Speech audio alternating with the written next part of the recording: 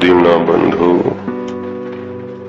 कृपा दे सागर पतित पावन जागदी जोत धन साहिब श्री गुरु ग्रंथ साहिब जी महाराज सतगुरु जी दे तरस सदका आप जी सतसंगत दियां घड़ियां दा सुख मान रहे हो। सतसंगत भी ऐसे पवित्र स्थान ते जिथे बाजा वाले सतगुरां जी दे चरण पए। सतगुरां जी ने महान तपस्या साधना की थी। हजूर ने अपने सरगुण स्वरूप दे अंतले समय इस स्थान नूं प्रगट करके अपने खालसे नूं सौंपिया। लंगर चलाउण दी महाराज आग्या कीती। श्री गुरु ग्रंथ साहिब सच्चे पातशाह जी नूं गुरियाई बख्शिश की। महान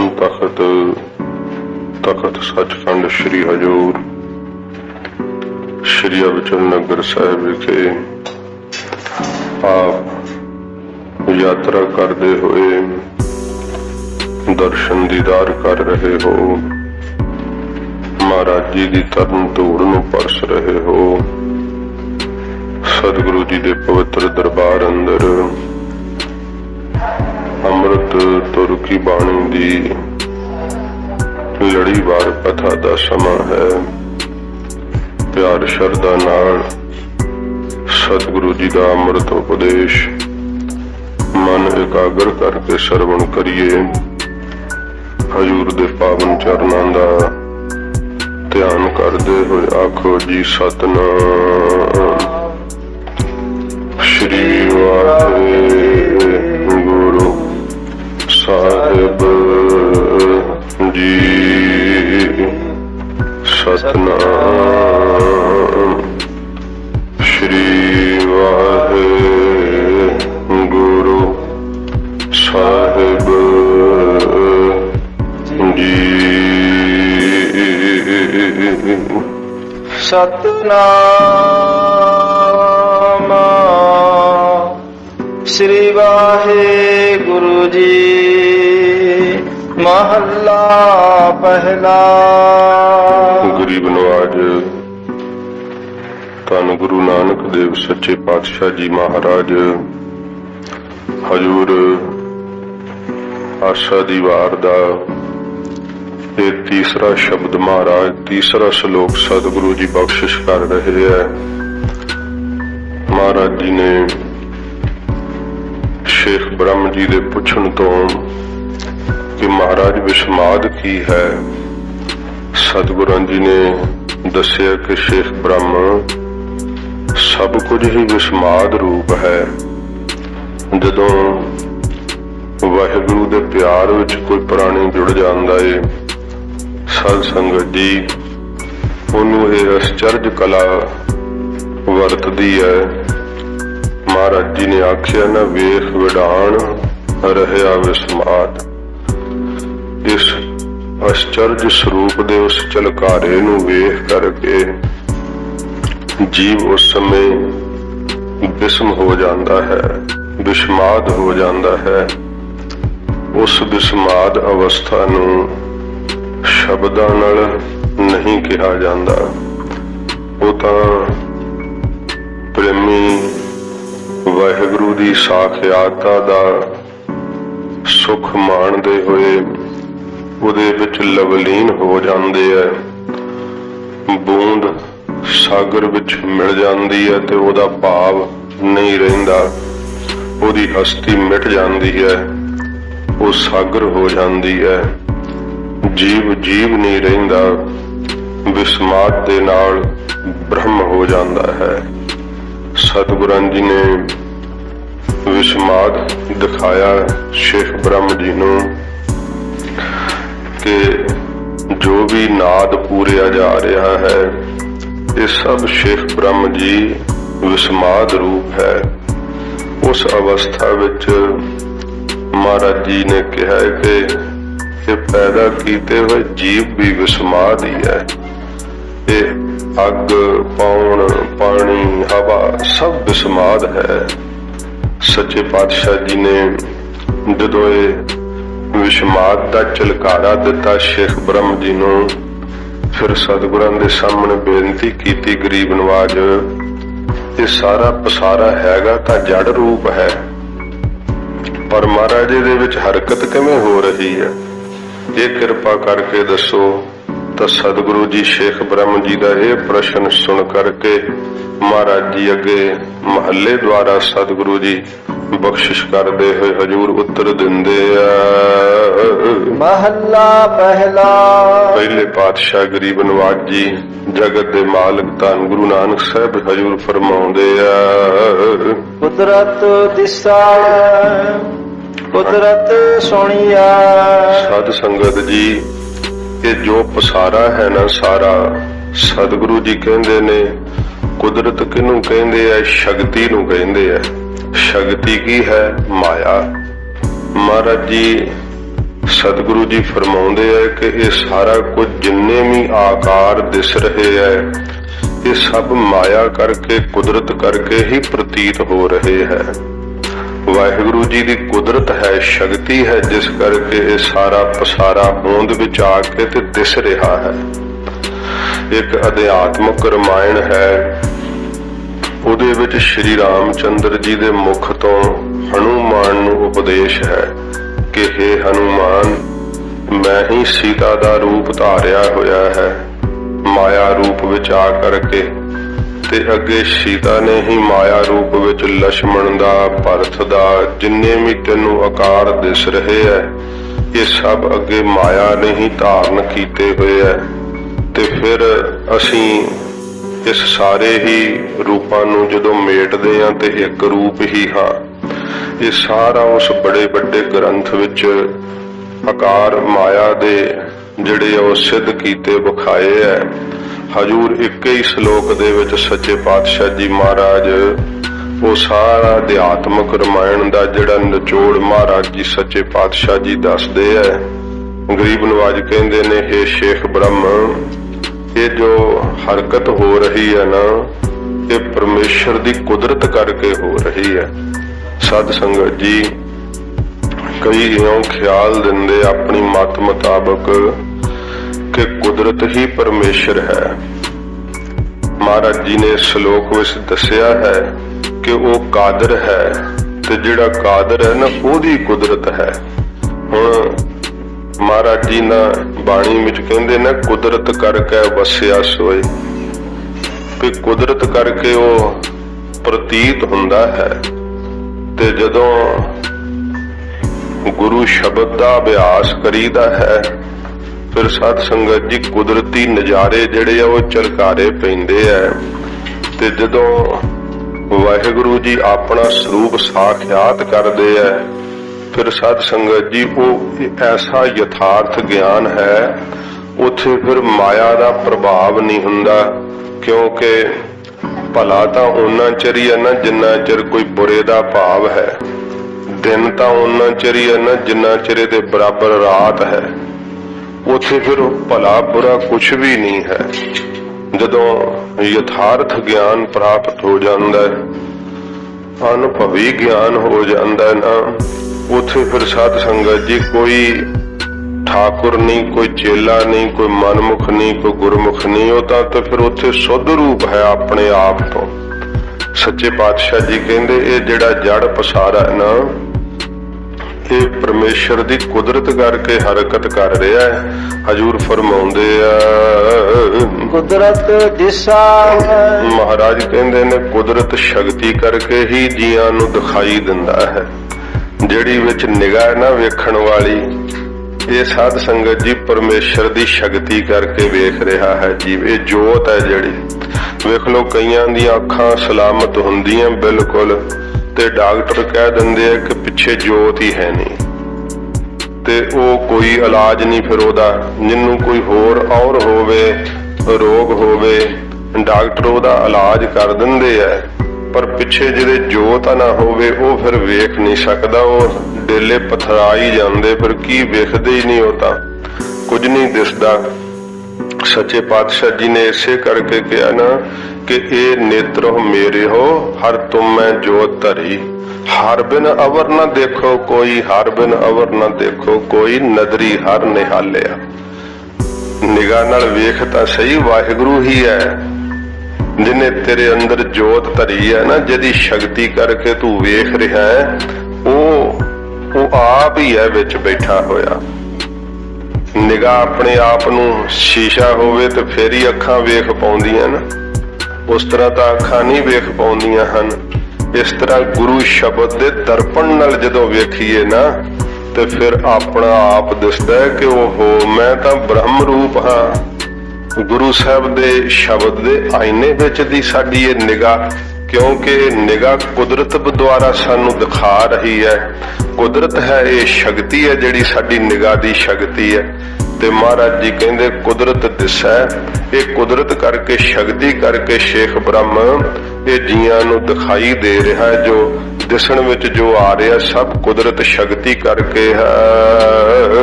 कुदरत सुनिया ते फिर जिहड़ा सुणन दी शक्ति है कन्नां विच, गलियां ते बोलियां दे भी हुंदियां ही है ते पर उन्हां नूं सुणदे ही नहीं, कहंदे अंदर सुणन दी शक्ति मुक गई है।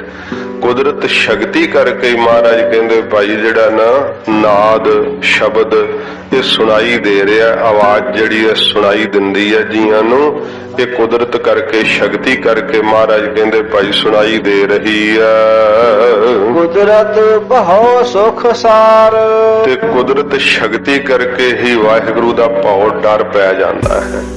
जिहदे अंदर भै पैंदा ना परमेश्वर दी कुदरत करके, जदों साध संगत जी कुदरत दे पिछे वेखदा है, कुदरत की है तस्वीर है, ते तस्वीर तां साध संगत जी चित्रकार नहीं ना हुंदा, चित्रकार दी बनाई हुई तस्वीर है, पर चित्रकार तां आप हो रहा है ना। इस तरह एक कुदरत निरंकार दी बनाई हुई सुंदर तस्वीर है ते आप कादर उहदे पिछे अपने आप नू लुकाया होया उसने। महाराज जी ने इसे करके कहा कि भाई कुदरत दे विच ही परमेश्वर वसिया होया, उहनू पछानना कर। ते जेड़े साध संगत जी वेखो वरने वगदियां होया झरनियां नू जां समुंदर नू, जिथे जिवें कुदरती नज़ारे हुंदे आ प्रकृति दे, कहंदे यही रब है। उन्हां मूर्खां नू सतगुरु जी दी आसा दी वार दी बाणी भी नहीं पता। कुदरत दा झलकारा वो साध संगत जी उहदी शक्ति करके पै रहा है। ते पिछे जे कोई तस्वीर दी सिफत करी जावे कि बड़ी सोहनी है बड़ी सोहनी है, ते पिछे जेड़ा तस्वीर बनाउण वाला चित्रकार है उहदी सिफत करे ही ना, उहनू पहचाने ही ना, फिर किवें साध संगत जी उहनू ज्ञान होऊगा। महाराज जी कहंदे है कुदरत तस्वीर दे पिछे बनाउण वाला आप कादर है, परमेश्वर है, वाहिगुरु है। सतगुरु जी कहंदे उहदी शक्ति करके ही जियां नू ये शब्द सुनाई दे रहा है, आवाज सुनाई दे रही है, ओदी शक्ति है। साध संगत जी असी साध संगत विच बैठ करके शब्द दी महिमा सुनदे हां, फिर अखां नाल गुरु दीदार करदे हां। ये परमेश्वर दी शक्ति वरत रही है। मनमुख कहंदा लै ये की आश्चर्य है, महाराज दा शब्द ही इस आश्चर्यता नूं दिखाउंदा है। महाराज जी कहंदे अखां नाल दिसना भी ये कुदरत करके दिस रहा है, कन्ना करके सुनना जिहड़ा है परमेश्वर दी कुदरत करके ही, महाराज कहंदे शक्ति करके ही सुनाई पै रहा है। कुदरत बहु सुख सार, ते कुदरत शक्ति करके ही पै जांदा है। ते फिर महाराज कहंदे सुख सार, श्रेष्ठ सुख जिहड़ा ना आत्मक आनंद वाला सुख, वो भी महाराज कहंदे फिर प्राप्त हो जाता जदों पै जावे। ये भै दा भी उदों अभाव हो जाता जदों महाराज अपने विचों भेद कर लेंदे, क्योंकि भै तां उन्ना चिर इन्हां नूं जिन्ना चिर दूजा भास रहा है, ते जदों परमेश्वर दा ही रूप हो गया ते फिर महाराज जी ने कहा ना कि जदों भाई इक्को एक परमेश्वर आप ही है, जब आकार यो कश ना दृष्टेता, ਪਾਪ ਪੁੰਨ ਤਵ ਕਹਤੇ ਹੋਤਾ। ਉਦੋਂ ਕਿੰਨ ਪਾਪ ਕਰਨਾ ਸੀ, ਕਿੰਨ ਪਾਪ ਪੁੰਨ ਕਰਨਾ ਸੀ, ਕਿਉਂਕਿ ਜਦੋਂ ਆਕਾਰ ਹੀ ਕੋਈ ਹੈ ਨਹੀਂ ਸੀਗਾ। ਮਹਾਰਾਜ 21ਵੀਂ ਅਸ਼ਟਪਦੀ ਵਿੱਚ ਕਿਹਾ ਨਾ ਸ੍ਰੀ ਸੁਖਮਨੀ ਸਾਹਿਬ ਦੇ ਅੰਦਰ ਕਿ ਜਦੋਂ ਪਰਮੇਸ਼ਰ ਨੇ ਆਪਣੀ ਮਾਇਆ ਦਾ ਪਸਾਰਾ ਇਕੱਠਾ ਕਰ ਲਿਆ, ਜਿਵੇਂ ਮਦਾਰੀ ਹੁੰਦਾ ਨਾ, ਉਹ ਸਾਧ ਸੰਗਤ ਜੀ ਆਪਣੇ ਝੋਲੇ ਚੋਂ ਹੀ ਸਾਰੀਆਂ ਬਾਜੀਆਂ ਕੱਢ ਕੇ ਤੇ ਖੇਡ ਖਿਲਾਰ ਲੈਂਦਾ ਹੈ, ਤੇ ਵੇਖਣ ਵਾਲੇ ਬੜੇ ਅਚਰਜ ਹੁੰਦੇ ਆ, ਬੜਾ ਆਨੰਦ ਲੈਂਦੇ ਵੀ ਕਿਆ ਕਮਾਲ ਦੀ ਖੇਡ ਹੋ ਰਹੀ ਹੈ। ਪਰ ਜਿਹੜਾ ਕੋਈ ਸੂਝਵਾਨ ਹੁੰਦਾ ਉਹਨੂੰ ਪਤਾ ਹੈ ਕਿ ਮਦਾਰੀ ਨੇ ਥੋੜੇ ਚਿਰ ਲਈ ਖੇਲ ਖਿਲਾਰੀ ਹੈ, ਆਪਣੀ ਇੱਛਾ ਮੁਤਾਬਕ ਹੀ ਇਹਨੇ ਇਕੱਠੀ ਵੀ ਕਰ ਲੈਣੀ ਹੈ। ਉਹ ਸਾਰੀਆਂ ਹੀ ਚੀਜ਼ਾਂ, ਸਾਰੇ ਖਿਡੌਣੇ, ਸਾਰੀਆਂ ਬਾਜੀਆਂ ਮੁੜ ਕੇ ਝੋਲੇ 'ਚ ਪਾ ਕੇ ਇਕੱਠੀਆਂ ਕਰਕੇ ਸਮੇਟ ਕੇ ਤੁਰ ਵੀ ਪੈਂਦਾ ਹੈ। ਇਸੇ ਤਰ੍ਹਾਂ ਮਹਾਰਾਜ ਜੀ ਨੇ ਇਹ ਮਾਇਆ ਦੀ ਖੇਲ ਖਿਲਾਰੀ ਹੋਈ ਹੈ, ਇਹ ਪਸਾਰਾ ਪਸਾਰਿਆ ਹੋਇਆ ਹੈ। ਜਦੋਂ ਵਾਹਿਗੁਰੂ ਜੀ ਨੇ ਪਸਾਰਾ ਪਸਾਰ ਦਿੱਤਾ ਨਾ, ਮਹਾਰਾਜ ਕਹਿੰਦੇ ਨੇ ਤਦੋਂ ਪਾਪ ਪੁੰਨ ਤਾਂ ਭਈ ਕਹਾਵਤ। ਉਦੋਂ ਪਾਪ ਤੇ ਪੁੰਨ ਦੀ ਕਹਾਵਤ ਚੱਲ ਪਈ ਵੀ ਇਹ ਪਾਪੀ ਹੈ, ਇਹ ਪੁੰਨੀ ਹੈ। ਜਦੋਂ ਬ੍ਰਹਮ ਵੇਤੇ ਉਸ ਅਵਸਥਾ ਵਿੱਚ ਜੁੜ ਜਾਂਦੇ ਆ ਨਾ ਜਿੱਥੇ ਆਕਾਰ ਨਹੀਂ ਹੈ, ਫਿਰ ਸਾਧ ਸੰਗਤ ਜੀ ਉੱਥੇ ਸੁੱਧ ਰੂਪ ਵਿੱਚ ਭੈ ਦਾ ਵੀ ਅਭਾਵ ਹੋ ਜਾਂਦਾ ਹੈ। ਇਹ ਭੈ ਵੀ ਜਿਹੜਾ ਭਾਸਦਾ ਹੈ ਨਾ, ਇਹ ਕੁਦਰਤ ਕਰਕੇ ਹੀ ਭਾਸ ਰਿਹਾ ਹੈ। ਤੇ ਮਹਾਰਾਜ ਕਹਿੰਦੇ ਫਿਰ ਉਹ ਇਹ ਸ੍ਰੇਸ਼ਟ ਸੁੱਖ ਤੱਕ ਲੈ ਜਾਂਦਾ ਹੈ। ਇਹ ਭੈ ਦਾ ਵੀ ਮਹਾਰਾਜ ਸਾਹਿਬ ਜੀ ਅਗਲੇ ਸ਼ਲੋਕ ਵਿੱਚ ਵਿਸਥਾਰ ਕਰਨਗੇ। ਗਰੀਬ ਨਵਾਜ ਸਤਿਗੁਰੂ ਜੀ ਭੈ ਬਾਬਤ ਵੀ ਦੱਸਣਗੇ। ਮਹਾਰਾਜ ਜੀ ਕਹਿੰਦੇ ਜਿਹੜਾ ਭੈ ਹੈ ਨਾ, ਜਦੋਂ ਕੁਦਰਤ ਸ਼ਕਤੀ ਕਰਕੇ ਭੈ ਪੈਂਦਾ ਹੈ ਤੇ ਫਿਰ ਮਹਾਰਾਜ ਕਹਿੰਦੇ ਸਾਰ ਸੁੱਖ, ਸ੍ਰੇਸ਼ਟ ਸੁੱਖ ਜਿਹੜਾ ਹੈ, ਆਤਮਿਕ ਆਨੰਦ ਦਾ ਸੁੱਖ ਜਿਹੜਾ ਹੈ ਉਹ ਪ੍ਰਾਪਤ ਹੋ ਜਾਂਦਾ ਹੈ। ਇਹ ਉਹੋ ਹੀ ਕੁਦਰਤ ਹੈ ਜਿਹੜੀ ਸਾਧ ਸੰਗਤ ਜੀ ਫਿਰ ਸ਼ਕਤੀ ਰੂਪ ਵਿੱਚ, ਜਿਵੇਂ ਮਹਾਰਾਜ ਦੀ ਬਾਣੀ ਵਿੱਚ ਕਿਹਾ ਹੈ ਕਿ ਵਰਿਆ ਦਰਗਹ ਗੁਰੂ ਕੀ ਕੁਦਰਤੀ ਨੂਰ। ਇਹ ਉਹੋ ਹੀ ਕੁਦਰਤੀ ਨੂਰ ਹੈ ਜਿਹੜਾ ਫਿਰ ਉਸ ਸ਼ਕਤੀ ਰੂਪ ਵਿੱਚ ਜੀਆਂ ਦੇ ਅੰਦਰ ਵਰਨ ਲੱਗ ਜਾਂਦਾ ਹੈ, ਜੀਆਂ ਨੂੰ ਸੁੱਖ ਜਿਹੜਾ ਮਹਿਸੂਸ ਹੋਣ ਲੱਗ ਜਾਂਦਾ ਹੈ। ਇਸ ਗਿਆਨ ਨੂੰ ਸਮਝਣ ਦਾ ਯਤਨ ਕਰਨਾ। ਸੁੱਖ ਉਹਨਾਂ ਚਿਰ ਮਹਿਸੂਸ ਹੁੰਦਾ ਹੈ ਜਿੰਨਾ ਚਿਰ ਸਾਧ ਸੰਗਤ ਜੀ ਉਹਦੇ ਬਰਾਬਰ ਕੋਈ ਦੁੱਖ ਖੜਾ ਹੈ। ਜਦੋਂ ਸਾਡੇ ਸਾਹਮਣੇ ਸੰਸਾਰ ਦੁੱਖ ਰੂਪ ਹੈ ਨਾ, ਵਕਾਰ ਸਾਨੂੰ ਤੰਗ ਕਰਦੇ ਹੈ, ਅਗਿਆਨ ਵਰਤਿਆ ਹੋਇਆ, ਭਰਮ ਪਿਆ ਹੋਇਆ, ਤੇ ਫਿਰ ਅਸੀਂ ਗਿਆਨ ਦੀ ਤਲਾਸ਼ ਕਰਦੇ ਹਾਂ। ਗੁਰੂ ਕੀ ਸੰਗਤ ਵਿੱਚ ਜਿਹੜਾ ਗਿਆਨ ਮਿਲਦਾ ਨਾ ਸਾਧ ਸੰਗਤ ਜੀ, ਇਹ ਕਿਧਰੋਂ ਨਹੀਂ ਮਿਲ ਸਕਦਾ। ਸਤਿਗੁਰੂ ਦੀ ਬਾਣੀ ਵਿੱਚ ਜਿਹੜਾ ਗਿਆਨ ਹੈ ਨਾ, ਉਹ ਕਿਧਰੇ ਵੀ ਹੋਰ ਨਹੀਂ ਪ੍ਰਾਪਤ ਹੁੰਦਾ, ਕਿਉਂਕਿ ਮਹਾਰਾਜ ਸਾਨੂੰ ਸਾਡੇ ਵਾਸਤਵ ਰੂਪ ਤੱਕ ਲੈ ਕੇ ਜਾਂਦੇ। ਹੁਣ ਇਹ ਕੋਈ ਪ੍ਰਸ਼ਨ ਪੁੱਛਣ ਵਾਲਾ ਕੋਈ ਹੋਰ ਸਧਾਰਨ ਨਹੀਂ, ਬੜੀ ਮਿਹਨਤ ਕੀਤੀ ਹੈ ਸ਼ੇਖ ਬ੍ਰਹਮ ਜੀ ਨੇ, ਬੜੀਆਂ ਜੋਦੜੀਆਂ ਕੀਤੀਆਂ ਨੇ, ਜਿਨ੍ਹਾਂ ਦੀ ਬਾਣੀ ਗੁਰੂ ਗ੍ਰੰਥ ਸਾਹਿਬ ਵਿੱਚ ਦਰਜ ਹੈ। 48 ਸਾਲ ਦੀ ਘੋਰ ਤਪੱਸਿਆ। ਉਹ ਸਤਿਗੁਰੂ ਜੀ ਨੂੰ ਇਹ ਪ੍ਰਸ਼ਨ ਪੁੱਛਦੇ, ਮਹਾਰਾਜ ਇਹ ਜੜ ਰੂਪੀ ਪਸਾਰਾ ਕਿਵੇਂ ਹਰਕਤ ਕਰ ਰਿਹਾ? ਤੇ ਸਤਿਗੁਰੂ ਜੀ ਕਹਿੰਦੇ, ਸ਼ੇਖ ਬ੍ਰਹਮ ਜੀ ਇਹ ਸਾਰਾ ਕੁਝ ਭਾਵ ਮਾਇਆ ਕਰਕੇ ਹੀ ਬਣਿਆ ਹੋਇਆ ਹੈ। ਜਦੋਂ ਸਾਨੂੰ ਦੁੱਖ ਤੋਂ ਛੁੱਟ ਜਾਈਏ ਤੇ ਸੁੱਖ ਪ੍ਰਤੀਤ ਹੁੰਦਾ ਹੈ, ਤੇ ਜਦੋਂ ਸਾਧ ਸੰਗਤ ਜੀ ਅਸੀਂ ਸੁੱਖ ਸਰੂਪ ਵਿੱਚ ਸਮਾ ਹੀ ਜਾਈਏ, ਉੱਥੇ ਫਿਰ ਦੁੱਖ ਸੁੱਖ ਦਾ ਕੋਈ ਭਾਵ ਹੀ ਨਹੀਂ ਹੈ। ਉੱਥੇ ਇਹੋ ਜਿਹਾ ਕੋਈ ਭਾਵ ਨਹੀਂ, ਉੱਥੇ ਤਾਂ ਆਪਣੇ ਆਪ ਵਿੱਚ ਫਿਰ ਪਰਮੇਸ਼ਰ ਆਪ ਹੈ। ਜੀਵ ਭਾਵ ਫਿਰ ਉੱਥੇ ਮੁੱਕ ਜਾਂਦਾ ਹੈ। ਉੱਥੇ ਮਾਇਆ ਦਾ ਇਹ ਕੋਈ ਵੀ ਸਾਧ ਸੰਗਤ ਜੀ ਝਲਕਾਰਾ ਨਹੀਂ ਹੁੰਦਾ। ਸਤਿਗੁਰੂ ਜੀ ਕਹਿੰਦੇ ਸੰਸਾਰ ਜੋ ਦਿਸਣ ਵਿੱਚ ਆ ਰਿਹਾ ਨਾ, ਇਹ ਸ਼ੇਖ ਬ੍ਰਹਮ ਕੁਦਰਤ ਸ਼ਕਤੀ ਕਰਕੇ ਆ ਰਿਹਾ ਹੈ। ਕੁਦਰਤ ਪਾਤਾਲੀ ਆਕਾਸ਼ੀ। ਫਿਰ ਮਹਾਰਾਜ ਕਹਿੰਦੇ ਜਿੰਨੇ ਪਤਾਲ ਤੇ ਆਕਾਸ਼ ਇਹ ਭਾਸ ਰਹੇ ਆ, ਦਿਸ ਰਹੇ ਆ, ਜੋ ਸੁਣਨ ਵਿੱਚ ਆ ਰਹੇ ਆ, ਇਹ ਵੀ ਕੁਦਰਤ ਸ਼ਕਤੀ ਕਰਕੇ ਹੀ ਇਹਨਾਂ ਦੀ ਹੋਂਦ ਬਣੀ ਹੋਈ। ਕਿਉਂਕਿ ਇਹ ਆਕਾਸ਼ ਵੀ ਆਕਾਰ ਰੂਪ 'ਚ ਹੀ ਹੈ ਨਾ, ਭਾਵੇਂ ਇਹਦਾ ਆਕਾਰ ਮਿਲਿਆ ਨਹੀਂ ਜਾ ਸਕਦਾ, ਪਰ ਫਿਰ ਵੀ ਇਹ ਕੋਈ ਸਾਧ ਸੰਗਤ ਜੀ ਸਾਰੀਆਂ ਚੀਜ਼ਾਂ ਸੀਮਾ ਵਿੱਚ ਹੀ ਹੈ, ਹੱਦ ਵਿੱਚ ਹੀ ਹੈ। ਮਨੁੱਖ ਦੀ ਹੱਦ ਤੋਂ ਤਾਂ ਪਰਾਂ ਹੈ, ਕਿਉਂਕਿ ਮਨੁੱਖ ਤਾਂ ਨਹੀਂ ਮਾਪ ਸਕਦਾ, ਮਨੁੱਖ ਤਾਂ ਬਹੁਤ ਛੋਟਾ ਹੈ। ਪਰ ਪਰਮੇਸ਼ਰ ਦੀ ਜਿਹੜੀ ਹੈ ਨਾ ਸੀਮਾ, ਉਹ ਸਾਧ ਸੰਗਤ ਜੀ ਕੋਈ ਨਹੀਂ ਵੇਖ ਸਕਦਾ। ਆਕਾਸ਼ ਦੀ ਫਿਰ ਵੀ ਕੋਈ ਹੱਦ ਹੈ, ਕੋਈ ਸੀਮਾ ਹੈ। ਮਹਾਰਾਜ ਜੀ ਕਹਿੰਦੇ ਇਹ ਆਕਾਸ਼ ਵੀ ਜਿਹੜਾ ਭਾਸ ਰਿਹਾ ਨਾ, ਇਹ ਕੁਦਰਤ ਸ਼ਕਤੀ ਕਰਕੇ ਹੀ ਭਾਸ ਰਿਹਾ ਹੈ। ਤੇ ਪਤਾਲ ਜਿਹੜੇ ਭਾਸ ਰਹੇ ਆ, ਸੁਣਾਈ ਦੇ ਰਹੇ ਆ ਜਾਂ ਸੁਣਦੇ ਹੀ ਆ, ਕਿਉਂਕਿ ਜਦੋਂ ਜੀਵ ਮਹਿਸੂਸ ਤਾਂ ਸ਼ਬਦ ਨਾਲ ਕਰ ਪਾਉਂਦਾ ਨਾ, ਮਹਾਰਾਜ ਕਹਿੰਦੇ ਭਾਈ ਇਹ ਸ਼ਕਤੀ ਕਰਕੇ ਹੀ ਪ੍ਰਤੀਤ ਹੁੰਦਾ ਹੈ। ਇਸੇ ਪ੍ਰਕਾਰ ਕੁਦਰਤ ਪਾਤਾਲੀ ਆਕਾਸੀ। ਕੁਦਰਤ ਸ਼ਕਤੀ ਕਰਕੇ ਮਹਾਰਾਜ ਕਹਿੰਦੇ ਭਾਈ ਪਤਾਲਾਂ ਦਾ ਤੇ ਜਿਹੜਾ ਆਕਾਸ਼ਾਂ ਦਾ ਗਿਆਨ ਹੋ ਜਾਂਦਾ ਹੈ। ਮਹਾਰਾਜ ਦੀ ਸ਼ਕਤੀ ਕਰਕੇ ਪਤਾ ਲੱਗ ਜਾਂਦਾ ਹੈ ਕਿ ਪਾਤਾਲਾਂ ਪਾਤਾਲ ਲਖ ਆਗਾਸਾਂ ਆਗਾਸ ਓੜਕ ਓੜਕ ਭਾਲ ਥੱਕੇ ਵੇਦ ਕਹਿਨੇ ਕਵਾਤ। ਉਸ ਜਿਹੜਾ ਸੀਗਾ ਉਹ ਪੀਰ ਸਾਧ ਸੰਗਤ ਜੀ ਉਸਨੇ ਬਗਦਾਦ ਦੇ ਪੀਰ ਨੇ ਸ਼ੰਕਾ ਹੀ ਕੀਤੀ ਸੀ ਨਾ, ਤਾਂ ਮਹਾਰਾਜ ਨੇ ਭਾਈ ਗੁਰਦਾਸ ਸਾਹਿਬ ਜੀ ਦੀ ਗਵਾਹੀ ਹੈ ਕਿ ਨਾਲ ਲੀਤਾ ਬੇਟਾ ਪੀਰ ਦਾ ਅੱਖੀਂ ਮੀਟ ਗਿਆ ਹਵਾਈ ਲੱਖ ਪਤਾਲਾਂ ਲੱਖ ਆਕਾਸ਼ ਅੱਖ ਫੁਰਕ ਵਿੱਚ ਸਭ ਦਿਖਲਾਈ। ਉਹ ਕੁਦਰਤ ਸ਼ਕਤੀ ਨਾਲ ਹੀ ਮਹਾਰਾਜ ਦਿਖਾਤਾ, ਕਿਉਂਕਿ ਪੀਰ ਦਾ ਪੁੱਤਰ ਜਦੋਂ ਮਹਾਰਾਜ ਬਾਹ ਫੜੀ ਨਾ ਤੇ ਉਹਨੂੰ ਇਉਂ ਲੱਗਾ ਕਿ ਮਹਾਰਾਜ ਮੈਨੂੰ ਆਕਾਸ਼ ਨੂੰ ਲੈ ਉੱਡੇ ਆ। ਅੱਖੀਂ ਮੀਟ ਗਿਆ ਹਵਾਈ, ਹਵਾਈ ਭਾਵ ਹਵਾ ਮਾਰਗ ਰਾਹੀਂ ਮਹਾਰਾਜ ਲੈ ਕੇ ਚਲੇ ਗਏ। ਤੇ ਉਹਨੇ ਲੱਖਾਂ ਪਤਾਲ ਤੇ ਲੱਖਾਂ ਆਕਾਸ਼ ਵੇਖੇ ਜਦੋਂ ਸਤਿਗੁਰਾਂ ਦਿਖਾਏ ਤੇ ਉਹਨੂੰ ਲੱਗਾ ਕਿ ਬੜਾ ਹੀ ਅਰਸਾ ਬੀਤ ਗਿਆ। ਮਹਾਰਾਜ ਨੂੰ ਕਹਿੰਦਾ ਮਹਾਰਾਜ ਬਗਦਾਦ ਲੈ ਚੱਲੋ, ਸੱਚੇ ਪਾਤਸ਼ਾਹ ਮੁੜ ਚੱਲੀਏ ਧਰਤੀ ਨੂੰ। ਹਜੂਰ ਕਹਿੰਦੇ ਜੇ ਹੋਰ ਵੇਖਣੀ ਹੈ ਤੇ ਵੇਖ ਲੈ। ਕਹਿੰਦਾ ਮਹਾਰਾਜ ਥੱਕ ਗਿਆ ਹੁਣ ਤਾਂ ਮੈਂ।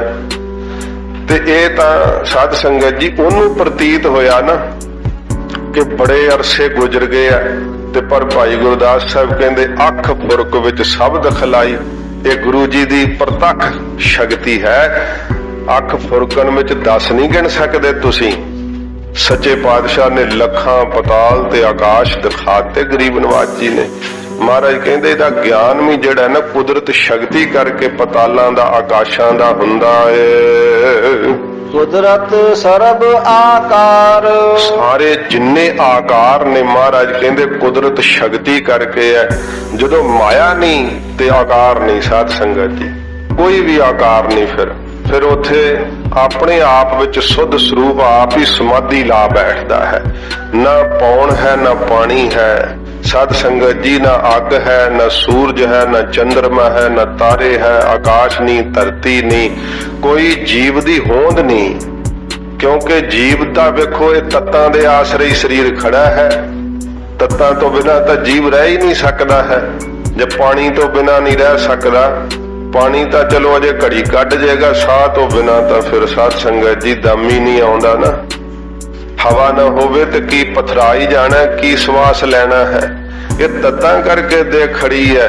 ਤੇ ਵੇਖੋ ਉਸ ਦੇਹ ਦਾ ਮਾਣ ਕਰੀ ਜਾ ਰਿਹਾ ਜੀਵ। ਕਿੱਡਾ ਭਰਮ ਪਿਆ ਹੋਇਆ, ਮਾਇਆ ਕਰਕੇ ਹੀ ਹੈ ਨਾ ਭਰਮ ਵੀ। ਐਡਾ ਭਰਮ ਪਿਆ ਹੋਇਆ ਕਿ ਇਹ ਦੇਹ ਦਾ ਹੀ ਅਧਿਆਸ ਨਹੀਂ ਛੁੱਟਦਾ ਕਿ ਮੈਂ ਹਾਂ, ਮੈਨੂੰ ਸਮਝ ਹੈ, ਮੈਨੂੰ ਪਤਾ ਹੈ। ਬਸ ਇਹੀ ਅਧਿਆਸ ਨਹੀਂ ਇਹਦੇ ਅੰਦਰੋਂ ਦੇਹ ਦਾ ਮੁੱਕਦਾ। ਸਤਿਗੁਰੂ ਜੀ ਕਹਿੰਦੇ ਇਹ ਵੀ ਮਾਇਆ ਕਰਕੇ ਹੀ ਪ੍ਰਤੀਤ ਹੋ ਰਿਹਾ ਹੈ। ਮਹਾਰਾਜ ਜੀ ਫਰਮਾਉਂਦੇ ਆ ਕੁਦਰਤ ਸਰਬ ਆਕਾਰ। ਕੁਦਰਤ ਸ਼ਕਤੀ ਕਰਕੇ ਹੀ ਸਾਰੇ ਆਕਾਰ ਹਜੂਰ ਕਹਿੰਦੇ ਜਿੰਨੇ ਦਿਖਾਈ ਦਿੰਦੇ ਆ ਭਾਸ ਰਹੇ ਆ। ਕੁਦਰਤ ਵੇਦ ਪੁਰਾਣ ਕਤੇਬਾ। ਸਤਿਗੁਰੂ ਜੀ ਕਹਿੰਦੇ ਵਾਹਿਗੁਰੂ ਜੀ ਕੁਦਰਤ ਸ਼ਕਤੀ ਕਰਕੇ ਹੀ ਜਿਹੜੇ ਆ ਨਾ ਉਹ ਵੇਦਾਂ ਦੀ ਸਮੇਂ-ਸਮੇਂ ਕਿਤੇ ਰਚਨਾ ਹੋਈ ਹੈ, ਧਾਰਮਿਕ ਪੁਸਤਕਾਂ ਬਣੀਆਂ ਨੇ। ਕਿਉਂਕਿ ਸ਼ਕਤੀ ਕਰਕੇ ਹੀ ਜਿਹੜੇ ਰਿਖੀ ਮੁਨੀ ਸੀ ਉਹਨਾਂ ਨੂੰ ਗਿਆਨ ਸੰਪੂਰਨ ਹੁੰਦਾ। ਉਹ ਲਿਖਦੇ ਭਈ ਪਰਮੇਸ਼ਰ ਇਸ ਤਰ੍ਹਾਂ ਦਾ ਹੈ, ਸਾਧਨ ਇਸ ਤਰ੍ਹਾਂ ਕਰੀਦੇ ਹੈ, ਕਰਮ ਇਉਂ ਕਮਾਈਦੇ ਹੈ, ਉਪਾਸ਼ਨਾ ਦਾ ਢੰਗ ਇਹ ਹੈ, ਗਿਆਨ ਦਾ ਦਰਵਾਜ਼ਾ ਇੱਥੇ ਜਾ ਕੇ ਪ੍ਰਾਪਤ ਹੁੰਦਾ। ਉਹ ਕੁਦਰਤ ਸ਼ਕਤੀ ਕਰਕੇ ਲਿਖੀ ਗਏ ਹੈ ਨਾ।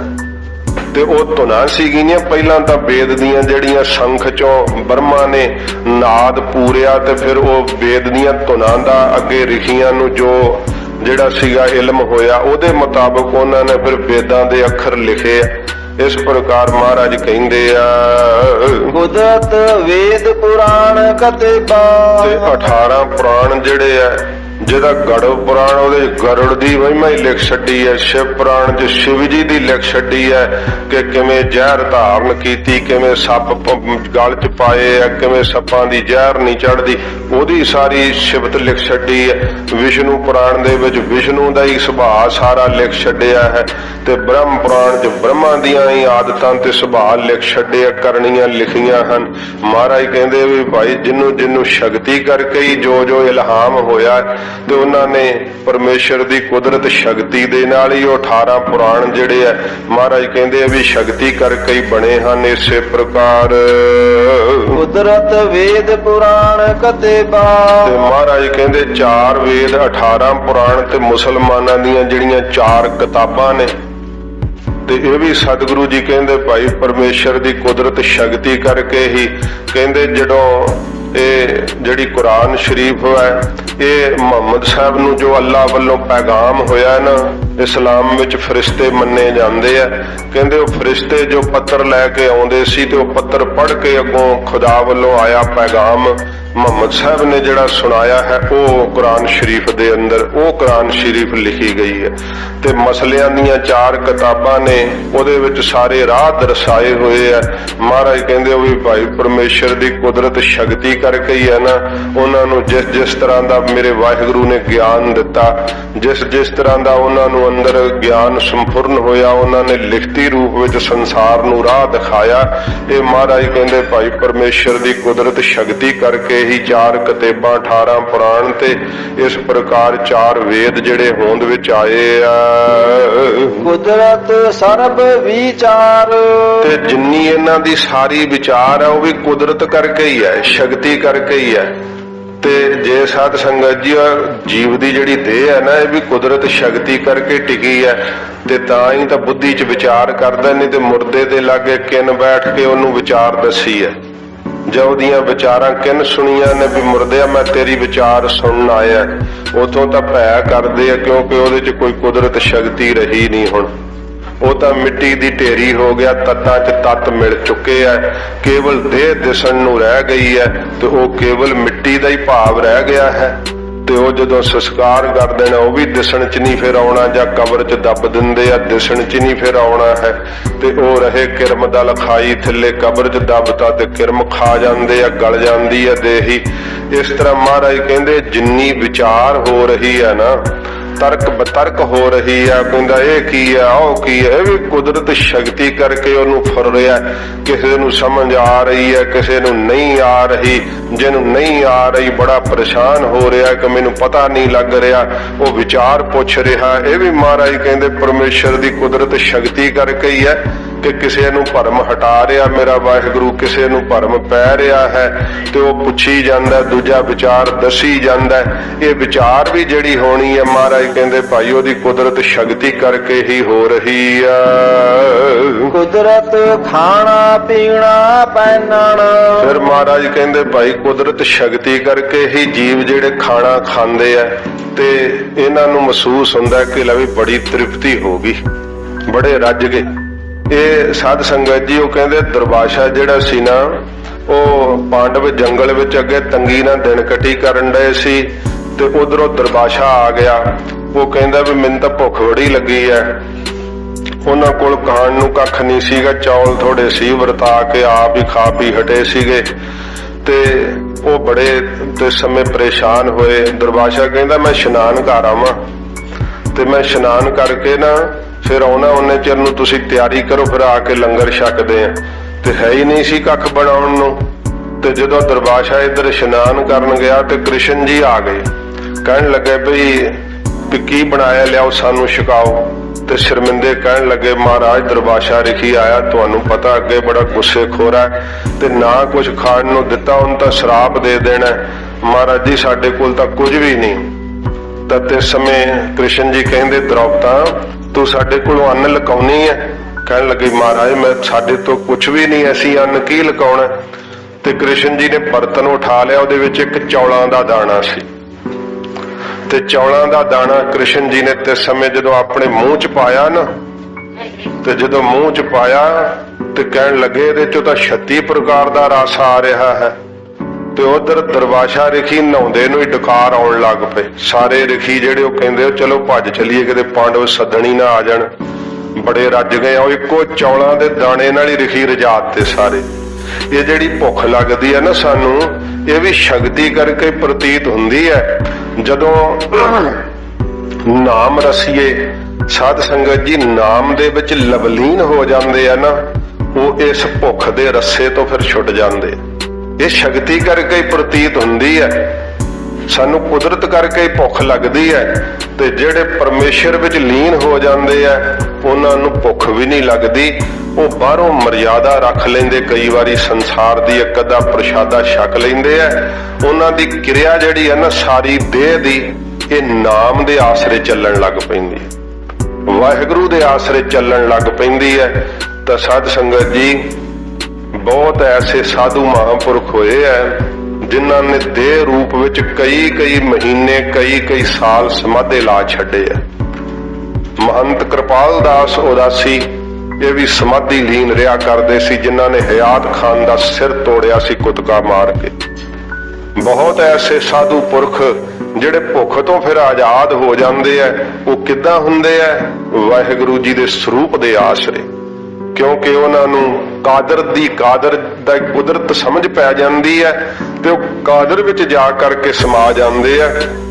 ਇਸ ਕਰਕੇ ਮਹਾਰਾਜ ਕਹਿੰਦੇ ਜਿਹੜੀ ਭਾਈ ਭੁੱਖ ਹੈ ਨਾ, ਇਹ ਵੀ ਪ੍ਰਤੀਤ ਹੁੰਦੀ ਹੈ। ਤੇ ਸਤਿਗੁਰੂ ਕਹਿੰਦੇ ਭਾਈ ਕੁਦਰਤ ਸ਼ਕਤੀ ਕਰਕੇ, ਇਸ ਕਰਕੇ ਜਿਹੜਾ ਖਾਣਾ ਹੈ ਨਾ, ਇਹ ਕੁਦਰਤ ਸ਼ਕਤੀ ਕਰਕੇ ਹਜੂਰ ਕਹਿੰਦੇ ਹਨ। ਕੁਦਰਤ ਖਾਣਾ ਪੀਣਾ ਪਹਿਨਣਾ। ਤੇ ਕਿੰਨੇ ਪ੍ਰਕਾਰ ਦੇ ਫਿਰ ਰਸ ਪੀਂਦਾ ਹੈ ਜੀਵ, ਕਿਤੇ ਕੋਈ ਅਰਕ ਕੱਢ ਕੇ, ਕੋਈ ਫਲਾਂ ਦੇ ਜੂਸ ਕੱਢ ਕੇ, ਇਹ ਜਿਹੜਾ ਪਾਣੀ ਆਦਿਕ ਦਾ ਪੀਣਾ ਵੀ ਹੈ। ਮਹਾਰਾਜ ਕਹਿੰਦੇ ਇਹਨੂੰ ਭਾਸਦਾ ਨਾ ਕਿ ਤ੍ਰੇ ਲੱਗ ਗਈ ਪਈ, ਬੜੀ ਡਾਹ ਲੱਗੀ ਹੈ, ਪਾਣੀ ਪੀਵੀਏ। ਇਹ ਵੀ ਕੁਦਰਤ ਸ਼ਕਤੀ ਕਰਕੇ ਹੀ ਪ੍ਰਤੀਤ ਹੁੰਦਾ ਹੈ। ਤੇ ਜਿਹੜਾ ਪਹਿਨਣਾ ਹੈ ਕੱਪੜਿਆਂ ਦਾ ਸੋਹਣਾ, ਇਹਨੂੰ ਵੀ ਸ਼ਕਤੀ ਕਰਕੇ ਪ੍ਰਤੀਤ ਹੁੰਦਾ ਕਿ ਮੈਂ ਸੋਹਣਾ ਲੱਗਾ, ਭਾਵੇਂ ਦੂਜਾ ਤਾਂ ਕੋਈ ਨਾ ਹੀ ਵੇਖੇ, ਪਰ ਇਹਨੂੰ ਪ੍ਰਤੀਤ ਹੋ ਹੀ ਜਾਂਦਾ ਕਿ ਮੈਂ ਬੜਾ ਸੋਹਣਾ ਫੱਬਾ। ਇਹ ਮਹਾਰਾਜ ਕਹਿੰਦੇ ਭਾਈ ਇਹ ਖਾਣਾ ਪੀਣਾ ਤੇ ਪਹਿਨਣਾ ਪਰਮੇਸ਼ਰ ਦੀ ਕੁਦਰਤ ਸ਼ਕਤੀ ਕਰਕੇ ਹੀ ਜੀਆਂ ਵਿੱਚ ਵਰਤ ਰਿਹਾ ਹੈ। ਕੁਦਰਤ ਸਰਬ ਪਿਆਰ, ਜਿਹੜਾ ਸਾਰਿਆਂ ਦਾ ਪਰਸਪਰ ਆਪਸ ਵਿੱਚ ਪਿਆਰ ਹੈ ਨਾ, ਵੀ ਕੁਦਰਤ ਸ਼ਕਤੀ ਕਰਕੇ ਹੀ ਹੈ, ਪਰਮੇਸ਼ਰ ਦੀ ਕੁਦਰਤ ਹੀ ਵਰਤ ਰਹੀ ਹੈ। ਤੇ ਜਿਹੜਾ ਜੀਆਂ ਦੇ ਅੰਦਰ ਇਹ ਮੋਹ ਪਿਆ ਹੋਇਆ ਹੈ ਸਾਧ ਸੰਗਤ ਜੀ, ਇਹ ਕਿਵੇਂ ਜਿਹੜਾ ਹੈ ਸਮਾਜਿਕ ਢਾਂਚਾ ਜਿਹੜਾ ਨਾ, ਇਹ ਪਰਮੇਸ਼ਰ ਨੇ ਵੇਖੋ ਕਿਹੋ ਜੀ ਅਚਰਜ ਕੁਦਰਤ ਰਚੀ ਹੈ ਕਿ ਪਰਿਵਾਰਾਂ ਦੇ ਪਰਿਵਾਰ ਜਿਹੜੇ ਆ ਵੇਖੋ ਆਪਸ ਵਿੱਚ ਜੁੜੇ ਹੋਏ ਆ ਤੇ ਇੱਕ ਦੂਸਰੇ ਦਾ ਕੰਮ ਇੱਕ ਦੂਸਰੇ ਨਾਲ ਜੁੜਿਆ ਹੋਇਆ ਹੈ। ਇਹ ਸਮਾਜ ਦੇ ਵਿਹਾਰ ਵੀ ਇੱਕ ਦੂਸਰੇ ਨਾਲ ਜੁੜੇ ਹੋਏ ਆ, ਕਾਰੋਬਾਰ ਵੀ ਇੱਕ ਦੂਸਰੇ ਨਾਲ ਜੁੜੇ ਹੋਏ ਆ। ਮਹਾਰਾਜ ਕਹਿੰਦੇ ਭਾਈ ਪਰਸਪਰ ਭਾਵੇਂ ਕੋਈ ਮਤਲਬ ਨਾਲ ਹੀ ਪਿਆਰ ਕਰਦਾ ਹੈ ਜਾਂ ਕੋਈ ਸਰੀਰਕ ਮੋਹ ਕਰਕੇ ਖਿੱਚਿਆ ਚਲਿਆ ਆਉਂਦਾ ਹੈ, ਕੋਈ ਮਾਇਆ ਕਰਕੇ ਮਤਲਬ ਕਰਦਾ ਹੈ। ਮਹਾਰਾਜ ਕਹਿੰਦੇ ਹੈ ਸਾਰਾ ਕੁਦਰਤ ਕਰਕੇ ਹੀ ਆ, ਪਰਮੇਸ਼ਰ ਦੀ ਸ਼ਕਤੀ ਕਰਕੇ ਹੀ ਪਰਸਪਰ ਆਪਸ ਵਿੱਚ ਸਾਰਿਆਂ ਦਾ ਪਿਆਰ ਹੈ। ਕੁਦਰਤ ਜਾਤੀ ਜਿਨਸੀ ਰੰਗੀ, ਫਿਰ ਪਰਮੇਸ਼ਰ ਦੀ ਕੁਦਰਤ ਕਰਕੇ ਹੀ ਜਾਤਾਂ ਨੇ, ਜਿਹੜੀਆਂ ਖੱਤਰੀਆਂ ਦੀਆਂ ਜਾਤਾਂ ਹੁੰਦੀਆਂ, ਫਿਰ ਬ੍ਰਾਹਮਣਾਂ ਦੀਆਂ ਵੀ ਕਿੰਨੀਆਂ ਜਾਤਾਂ ਹੁੰਦੀਆਂ, ਗੋਤਰ ਹੀ ਨਹੀਂ ਗਿਣੇ ਜਾਂਦੇ, ਬੜੇ ਗੋਤਰ ਹੈ ਇਹਨਾਂ ਦੇ। ਫਿਰ ਸੱਚੇ ਪਾਤਸ਼ਾਹ ਜੀ ਕਹਿੰਦੇ ਨੇ ਸੂਦਰਾਂ ਦੀਆਂ ਕਿੰਨੀਆਂ ਜਾਤੀਆਂ ਨੇ, ਵੈਸ਼ਾਂ ਦੀਆਂ ਕਿੰਨੀਆਂ ਜਾਤੀਆਂ ਨੇ, ਤੇ ਇਹ ਕਿਨ ਬਣਾਈਆਂ ਨੇ। ਕਈ ਕਹਿੰਦੇ ਜੀ ਬ੍ਰਾਹਮਣ ਨੇ ਲਿਖ ਦਿੱਤੀਆਂ ਸਾਰੀਆਂ ਜਾਤਾਂ। ਇਹ ਸਾਧ ਸੰਗਤ ਜੀ ਕੁਦਰਤ ਸ਼ਕਤੀ ਕਰ ਹੀ ਲਿਖੀ ਹੈ, ਬ੍ਰਾਹਮਣ ਕੋਈ ਵੱਡਾ ਸਮਰੱਥ ਨਹੀਂ ਪਰਮੇਸ਼ਰ ਦੇ ਬਰਾਬਰ ਨਾ, ਉਹਨੂੰ ਵੀ ਲਿਖਿਆ ਉਹਨੇ ਤੇ ਫਿਰ ਕੁਦਰਤ ਸ਼ਕਤੀ ਕਰਕੇ ਹੀ ਉਹਨੂੰ ਜਿਹੜਾ ਹੈ ਉਹ ਜਿੰਨਾ ਗਿਆਨ ਹੋਇਆ ਉਹਨੂੰ ਲਿਖ ਦਿੱਤਾ, ਉਹੋ ਜੀ ਵਿਵਸਥਾ ਸਮਾਜ ਦੀ ਬਣਾ ਦਿੱਤੀ। ਇਹ ਸੱਚੇ ਪਾਤਸ਼ਾਹ ਜੀ ਮਹਾਰਾਜ ਕਹਿੰਦੇ ਨੇ ਕੁਦਰਤ ਜਾਤੀ ਜਿਨਸੀ, ਫਿਰ ਜਿਹੜੀਆਂ ਜਿਨਸਾਂ ਹੁੰਦੀਆਂ ਜਿਵੇਂ ਘੋੜਾ ਹੈ, ਖੱਚਰ ਹੈ, ਇੱਕ ਜਾਤੀ ਦੇ ਅੱਗੇ ਜਿਹੜਾ ਤਬਦੀਲੀ ਹੁੰਦੀ ਉਹਨੂੰ ਜਿਨਸ ਕਹਿੰਦੇ ਆ। ਜਿਵੇਂ ਆਪਾਂ ਮਨੁੱਖਾਂ ਵਿੱਚ ਕਿੰਨੀਆਂ ਜਿਨਸਾਂ ਨੇ, ਕਿਉਂਕਿ ਗੋਰਿਆਂ ਨਾਲ ਸਾਡੀ ਨਸਲ ਨਹੀਂ ਰਲਦੀ, ਤੇ ਜੇ ਅਸੀਂ ਵੇਖੀਏ ਸਾਨੂੰ ਗੋਰੇ ਸਾਰੇ ਇੱਕੇ ਜਿਹੇ ਜਾਪਦੇ ਆ, ਤੇ ਜੇ ਗੋਰੇ ਸਾਨੂੰ ਵੇਖੋ ਉਹ ਕਹਿੰਦੇ ਸਰਦਾਰ ਇੱਕੇ ਜਿਹੇ ਹੀ ਆ। ਜਿਵੇਂ ਆ ਸਾਨੂੰ ਇੱਧਰ ਗੁਜਰਾਤ ਦੇ ਜਾਂ ਮਰੱਟੇ ਵੀ ਸਾਰੇ ਵੇਖਣ ਨੂੰ ਭਰਾਵਾ ਇੱਕੋ ਹੋਵੇ ਤਾਂ ਇੱਕੇ ਜਿਹੇ ਹੀ ਦਿਖਦੇ ਆ, ਇਵੇਂ ਉਹ ਸਾਨੂੰ ਜਦੋਂ ਵਹਿੰਦੇ ਆ ਤੇ ਕਹਿੰਦੇ ਸਾਨੂੰ ਤੁਸੀਂ ਇੱਕੋ ਜਿਹੇ ਦਿਸਦੇ ਆ, ਪਰ ਨਸਲ ਦਾ ਫਰਕ ਹੈ। ਜਿਵੇਂ ਸਾਧ ਸੰਗਤ ਜੀ ਇਹ ਜਿਨਸਾਂ ਹੁੰਦੀਆਂ, ਮਹਾਰਾਜ ਕਹਿੰਦੇ ਵੀ ਕੁਦਰਤ ਸ਼ਕਤੀ ਕਰਕੇ ਹੀ ਬਣੀਆਂ ਹੋਈਆਂ ਹਨ। ਪਰਮੇਸ਼ਰ ਦੀ ਸ਼ਕਤੀ ਕਰਕੇ ਹੀ ਇਹ ਵੱਖਰੀਆਂ ਵੱਖਰੀਆਂ ਜਿਨਸਾਂ ਜਿਹੜੀਆਂ ਭਾਸਦੀਆਂ, ਹਜੂਰ ਕਹਿੰਦੇ ਆ ਕੁਦਰਤ ਜਾਤੀ ਜਿਨਸੀ ਰੰਗੀ। ਤੇ ਜਿਨਸੀ ਫਿਰ ਰੰਗੀ, ਮਹਾਰਾਜ ਕਹਿੰਦੇ ਭਾਈ ਜਿਹੜੇ ਵੱਖਰੇ ਵੱਖਰੇ ਰੰਗ ਭਾਸ ਰਹੇ ਆ ਸਰੀਰਾਂ ਦੇ ਵੀ, ਤੇ ਉਸ ਤਰ੍ਹਾਂ ਵੀ ਜਿਹੜੇ ਪ੍ਰਕਿਰਤੀ ਦੇ ਅੰਦਰ ਰੰਗ ਨੇ ਕਿੰਨੇ, ਵੇਖੋ ਪੀਲੇ ਫੁੱਲ, ਲਾਲ ਫੁੱਲ, ਇਹ ਕਿਸ ਤਰ੍ਹਾਂ ਦੇ ਰੰਗ ਵੀ ਕੁਦਰਤੀ ਹੈ ਨਾ ਪਰਮੇਸ਼ਰ ਦੀ। ਉਹਨਾਂ ਰੰਗਾਂ ਨੂੰ ਵੇਖ ਕਰਕੇ ਕਈ ਵਾਰੀ ਬਾਗ ਬਗੀਚਿਆਂ ਨੂੰ ਵੇਖ ਕਰਕੇ ਕਵੀਆਂ ਨੂੰ ਕਿਆ ਨਜ਼ਾਰਾ ਆਉਂਦਾ ਤੇ ਕਵਿਤਾ ਫੁਰ ਉੱਠਦੀ। ਮਹਾਰਾਜ ਕਹਿੰਦੇ ਸਭ ਕੁਦਰਤ ਸ਼ਕਤੀ ਕਰਕੇ ਹੀ ਰੰਗ ਆਦਿਕ ਜਿਹੜੇ ਆ ਉਹ ਦਿਸ ਰਹੇ ਆ। ਕਿਆ ਦਰਿਆਵਾਂ ਵਿੱਚ ਸਵੱਛ ਪਾਣੀ ਉਛਲ ਰਿਹਾ ਹੈ, ਸਮੁੰਦਰ ਨੀਲਾ ਹੀ ਸਾਰਾ ਭਾਸ ਰਿਹਾ ਆਕਾਸ਼ ਦੇ ਭਾਵ ਦੇ ਨਾਲ। ਇਹ ਮਹਾਰਾਜ ਕਹਿੰਦੇ ਭਾਈ ਰੰਗ ਭਾਸ ਰਹੇ ਆ ਸਾਰੇ ਕੁਦਰਤ ਸ਼ਕਤੀ ਕਰਕੇ ਹੀ ਹਨ। ਕੁਦਰਤ ਜੀਵ ਜਹਾਨ। ਕੁਦਰਤ ਜੀ ਜਹਾਨ, ਜਿੰਨੇ ਜਹਾਨ ਦੇ ਇਹ ਸਾਰੇ ਜੀ ਹਨ ਨਾ, ਇਹ ਕੁਦਰਤ ਸ਼ਕਤੀ ਕਰਕੇ ਹੀ ਹੈ। ਮਹਾਰਾਜ ਕਹਿੰਦੇ ਜਿਹੜੇ ਪ੍ਰਤੀਤ ਹੋ ਰਹੇ ਆ, ਸਾਨੂੰ ਪ੍ਰਤੀਤ ਹੋ ਰਹੀਆਂ 84 ਲੱਖ ਜੂਨਾਂ ਹੈਗੀਆਂ, ਕੁਝ ਵੇਖੀਆਂ ਕੁਝ ਨਹੀਂ ਵੇਖੀਆਂ, ਕੁਝ ਦਿਸਦੀਆਂ। ਤੇ ਸਾਧ ਸੰਗਤ ਜੀ ਉਹ ਜੋ ਕੁਝ ਵੀ ਪ੍ਰਤੀਤ ਹੋ ਰਿਹਾ ਨਾ, ਮਹਾਰਾਜ ਕਹਿੰਦੇ ਜਿੰਨੇ ਜਹਾਨ ਦੇ ਇਸ ਕਾਇਨਾਤ ਦੇ ਜੀਵ ਹਨ ਉਹ ਕੁਦਰਤ ਸ਼ਕਤੀ ਕਰਕੇ ਹੀ ਵਾਹਿਗੁਰੂ ਨੇ ਬਣਾਏ ਆ, ਕੁਦਰਤ ਸ਼ਕਤੀ ਕਰਕੇ ਭਾਸਦੇ ਆ। ਕੁਦਰਤ ਨੇਕੀਆਂ। ਕੁਦਰਤ ਨੇਕੀਆਂ, ਜਿਹੜਾ ਨੇਕੀਆਂ ਦਾ ਭਾਵ ਹੈ ਭਲੇ ਕਰਮ ਕਰਨੇ, ਨੇਕੀ ਕਰਨੀ, ਉਪਕਾਰ ਕਰਨਾ, ਇਹ ਵੀ ਕੁਦਰਤ ਸ਼ਕਤੀ ਕਰਕੇ ਹੀ ਹੈ ਨਾ। ਕਿਸੇ ਨੂੰ ਅਸਹਾਏ ਵੇਖ ਕਰਕੇ ਉਹਦੀ ਸਹਾਇਤਾ ਕਰਨੀ, ਕੋਈ ਅੰਨਾ ਹੈ ਤੇ ਸੜਕ ਨਹੀਂ ਪਾਰ ਕਰ ਸਕਦਾ, ਨੇਕੀ ਕਰਨੀ ਉਹਦੇ ਨਾਲ ਕਿ ਉਹਨੂੰ ਸੜਕ ਪਾਰ ਕਰਵਾ ਦੇਣੀ, ਕੋਈ ਨਿਰਧਨ ਹੈ ਉਹਦੀ ਮਦਦ ਕਰ ਦੇਣੀ, ਕੋਈ ਭੁੱਖਾ ਹੈ ਉਹਨੂੰ ਭੋਜਨ ਦੇ ਦੇਣਾ, ਨੰਗਾ ਉਹਨੂੰ ਵਸਤਰ ਦੇਣਾ, ਹਰੇਕ ਦੇ ਉੱਤੇ ਉਪਕਾਰ ਕਰਨਾ, ਨੇਕੀਆਂ ਕਰਨੀਆਂ ਜਿਹੜੀਆਂ ਮਹਾਰਾਜ ਕਹਿੰਦੇ ਵੀ ਭਾਈ ਕੁਦਰਤ ਸ਼ਕਤੀ ਕਰਕੇ ਹੀ ਭਾਸਦਾ ਹੈ। ਕੁਦਰਤ ਕਰਕੇ ਨੇਕੀਆਂ ਦਾ ਭਾਵ ਹੈ ਕੁਦਰਤ ਬਦੀਆ। ਇਹਦੇ ਬਰਾਬਰ ਨੇਕੀਆਂ ਤਾਂ ਸ਼ਕਤੀ ਕਰਕੇ ਭਾਸਦੀਆਂ ਕਿਉਂਕਿ ਮਹਾਰਾਜ ਕਹਿੰਦੇ ਕੁਦਰਤ ਸ਼ਕਤੀ ਕਰਕੇ ਵਧੀਆਂ ਨੇ। ਕੋਈ ਸ਼ਰਾਬ ਪੀ ਜਾਂਦਾ, ਜੂਆ ਖੇਡੀ ਜਾਂਦਾ, ਬਦਫੇਲੀ ਕਰੀ ਜਾਂਦਾ, ਵਿਭਚਾਰ ਕਰ ਰਿਹਾ ਹੈ, ਉਹ ਸੋਚ ਰਿਹਾ ਵੀ ਸੁੱਖ ਭੋਗ ਰਹੇ, ਬੜਾ ਆਨੰਦ ਆ ਰਿਹਾ ਹੈ। ਪੌੜੀ ਵਿੱਚ ਮਹਾਰਾਜ ਦੱਸਣਗੇ ਫਿਰ, ਕਿਉਂਕਿ ਆਨੰਦ ਭੋਗਣ ਵਾਲਾ ਨਸ਼ਾ ਖਾ ਕੇ ਤੇ ਭੋਗਾਂ ਨੂੰ ਭੋਗਦਾ, ਵਿਭਚਾਰ ਕਰਦਾ, ਉਹ ਕਥਾ ਸੁਣ ਕੇ ਕਹਿ ਹੀ ਦਊਗਾ ਨਾ ਤੇ ਬਾਬਾ ਜੀ ਤੁਸੀਂ ਆਖਿਆ ਸੀ ਕੁਦਰਤ ਕਰਕੇ ਹੀ ਆ, ਤੇ ਫਿਰ ਆਨੰਦ ਲੈਣ ਦਿਓ ਸਾਨੂੰ। ਮਹਾਰਾਜ ਪੌੜੀ 'ਚ ਖੁਲਾਸਾ ਕਰ ਦੇਣਗੇ ਸਾਰਾ ਸੱਚੇ ਪਾਤਸ਼ਾਹ ਜੀ। ਨੇਕੀਆਂ ਦਾ ਭਾਵ ਉਦੋਂ ਤੱਕ ਜਦੋਂ ਤੱਕ ਬਦੀਆਂ ਨੇ। ਤੇ ਸਤ ਸੰਗਤ ਜੀ ਬਦੀ ਦੀ ਪਹਿਚਾਣ ਵੀ ਨੇਕੀ ਕਰਕੇ ਹੈ, ਤੇ ਨੇਕੀ ਦੀ ਪਹਿਚਾਣ ਬਦੀ ਕਰਕੇ ਹੈ, ਦਿਨ ਦੀ ਪਹਿਚਾਣ ਰਾਤ ਕਰਕੇ ਹੈ, ਰਾਤ ਦੀ ਪਹਿਚਾਣ ਦਿਨ ਕਰਕੇ ਹੈ। ਪਰ ਜਿਹੜਾ ਮੇਰਾ ਵਾਹਿਗੁਰੂ ਹੈ ਨਾ ਸੁੱਧ ਸਰੂਪ, ਉਹਦੇ 'ਚ ਕੋਈ ਦੁੰਦਵਾਦ ਨਹੀਂ ਹੈ, ਉਹ ਤਾਂ ਆਪਣੇ ਆਪ ਵਿੱਚ ਆਪ ਹੈ। ਉੱਥੇ ਤੱਕ ਮਹਾਰਾਜ ਦਾ ਸ਼ਬਦ ਸਾਨੂੰ ਲੈ ਕਰਕੇ ਜਾਂਦਾ ਹੈ। ਸਤਿਗੁਰੂ ਜੀ ਕਹਿੰਦੇ ਜਿਹੜੀਆਂ ਬਦੀਆਂ ਔਗਣ ਭਾਸ ਰਹੇ ਆ ਵੀ ਕੁਦਰਤ ਸ਼ਕਤੀ ਕਰਕੇ ਹੀ ਜਿਹੜੇ ਆ ਭਾਸ ਰਹੇ ਆ ਜੀਵ, ਉਹਦੇ ਵਿੱਚ ਮਾਇਆ ਦੇ ਕਰਕੇ ਹੀ ਫਸ ਗਏ ਆ ਨਾ ਕਿ ਬੜਾ ਆਨੰਦ ਆ ਰਿਹਾ, ਬੜਾ ਸੁੱਖ ਮਿਲ ਰਿਹਾ। ਕੋਈ ਕਿਸੇ ਨੂੰ ਧੋਖਾ ਦੇਣ 'ਚ ਹੀ ਬਹੁਤ ਜ਼ਿਆਦਾ ਖੁਸ਼ ਹੋ ਰਿਹਾ ਕਿ ਵੀ ਚੰਗਾ ਅੜਿੱਕ ਕੇ ਚੜਿਆ, ਹੁਣ ਠੱਗ ਲੋ ਇਹਨੂੰ। ਇਸ ਤਰ੍ਹਾਂ ਮਹਾਰਾਜ ਕਹਿੰਦੇ ਕੁਦਰਤ ਸ਼ਕਤੀ ਕਰਕੇ ਬਦੀਆਂ ਹੋ ਰਹੀਆਂ ਨੇ, ਔਗਣ ਹੋ ਰਹੇ ਆ। ਕੁਦਰਤ ਮਾਨ ਅਭਿਮਾਨ। ਤੇ ਕੁਦਰਤ ਸ਼ਕਤੀ ਕਰਕੇ ਹੀ ਜੀ ਦੇ ਅੰਦਰ ਮਾਣ ਦੀ ਇੱਛਾ ਬਣੀ ਰਹਿੰਦੀ ਵੀ ਹਾਰ ਪਏ ਨਹੀਂ, ਐਰਕਾ ਗੱਲ ਬਣੀ ਨਹੀਂ। ਇਸ ਤਰ੍ਹਾਂ ਇਹ ਕੁਦਰਤ ਸ਼ਕਤੀ ਕਰਕੇ ਹੀ ਬਣੇ ਰਹਿੰਦੇ ਨੇ ਵੀ ਸਰੋਪਾ ਮਿਲੇ, ਜੈ ਜੈਕਾਰ ਹੋਵੇ, ਫੁੱਲਾਂ ਦੀ ਹੋਵੇ ਵਰਖਾ, ਤੇ ਫੇਰ ਆਨੰਦ ਆਉਂਦਾ ਹੈ। ਇਹ ਮਾਣ ਦਾ ਭਾਵ ਅੰਦਰ ਬਣਿਆ ਰਹਿੰਦਾ ਹੈ। ਤੇ ਅਭਿਮਾਨ ਇਹ ਵੀ ਕੁਦਰਤ ਸ਼ਕਤੀ ਕਰਕੇ ਹੀ ਹੈ ਨਾ ਕਿ ਅੰਦਰ ਅਭਿਮਾਨ ਫੁਰਦਾ ਰਹਿੰਦਾ, ਨਹੀਂ ਤੇ ਮੁਰਦੇ ਨੂੰ ਕੀ ਫੁਰਦਾ ਹੈ। ਇਹ ਕੁਦਰਤ ਸ਼ਕਤੀ ਕਰਕੇ ਹੀ ਹੈ ਕਿ ਮੈਂ ਬੜਾ ਗਿਆਨੀ ਆ, ਸਾਨੂੰ ਤਾਂ ਸਭ ਪਤਾ ਹੈ, ਮੈਂ ਬੜੀ ਰਾਗ ਵਿਦਿਆ ਸਿੱਖੀ ਹੈ, ਸਾਨੂੰ ਅਕਲ ਹੀ ਬੜੀ, ਅਸੀਂ ਦਾਨੇ ਆ ਪੂਰੇ। ਇਹ ਵੀ ਮਹਾਰਾਜ ਕਹਿੰਦੇ ਭਾਈ ਉਹਦੀ ਕੁਦਰਤ ਸ਼ਕਤੀ ਕਰਕੇ ਹੀ ਮਾਨ ਤੇ ਅਭਿਮਾਨ ਜਿਹੜਾ ਨਾ ਇਹ ਵਰਤ ਰਿਹਾ ਜੀਆਂ ਦੇ ਅੰਦਰ। ਸਤਿਕਾਰ ਦੀ ਤੇ ਇਸ ਪ੍ਰਕਾਰ ਇੱਛਾ ਜਿਹੜੀ ਆ, ਅਭਿਮਾਨ ਤੋਂ ਅਰਥ ਨਿੰਦਾ ਵੀ ਹੈ, ਜਿਹੜਾ ਹੈ ਅਪਕਾਰ ਨਿੰਦਾ ਹੋਣੀ।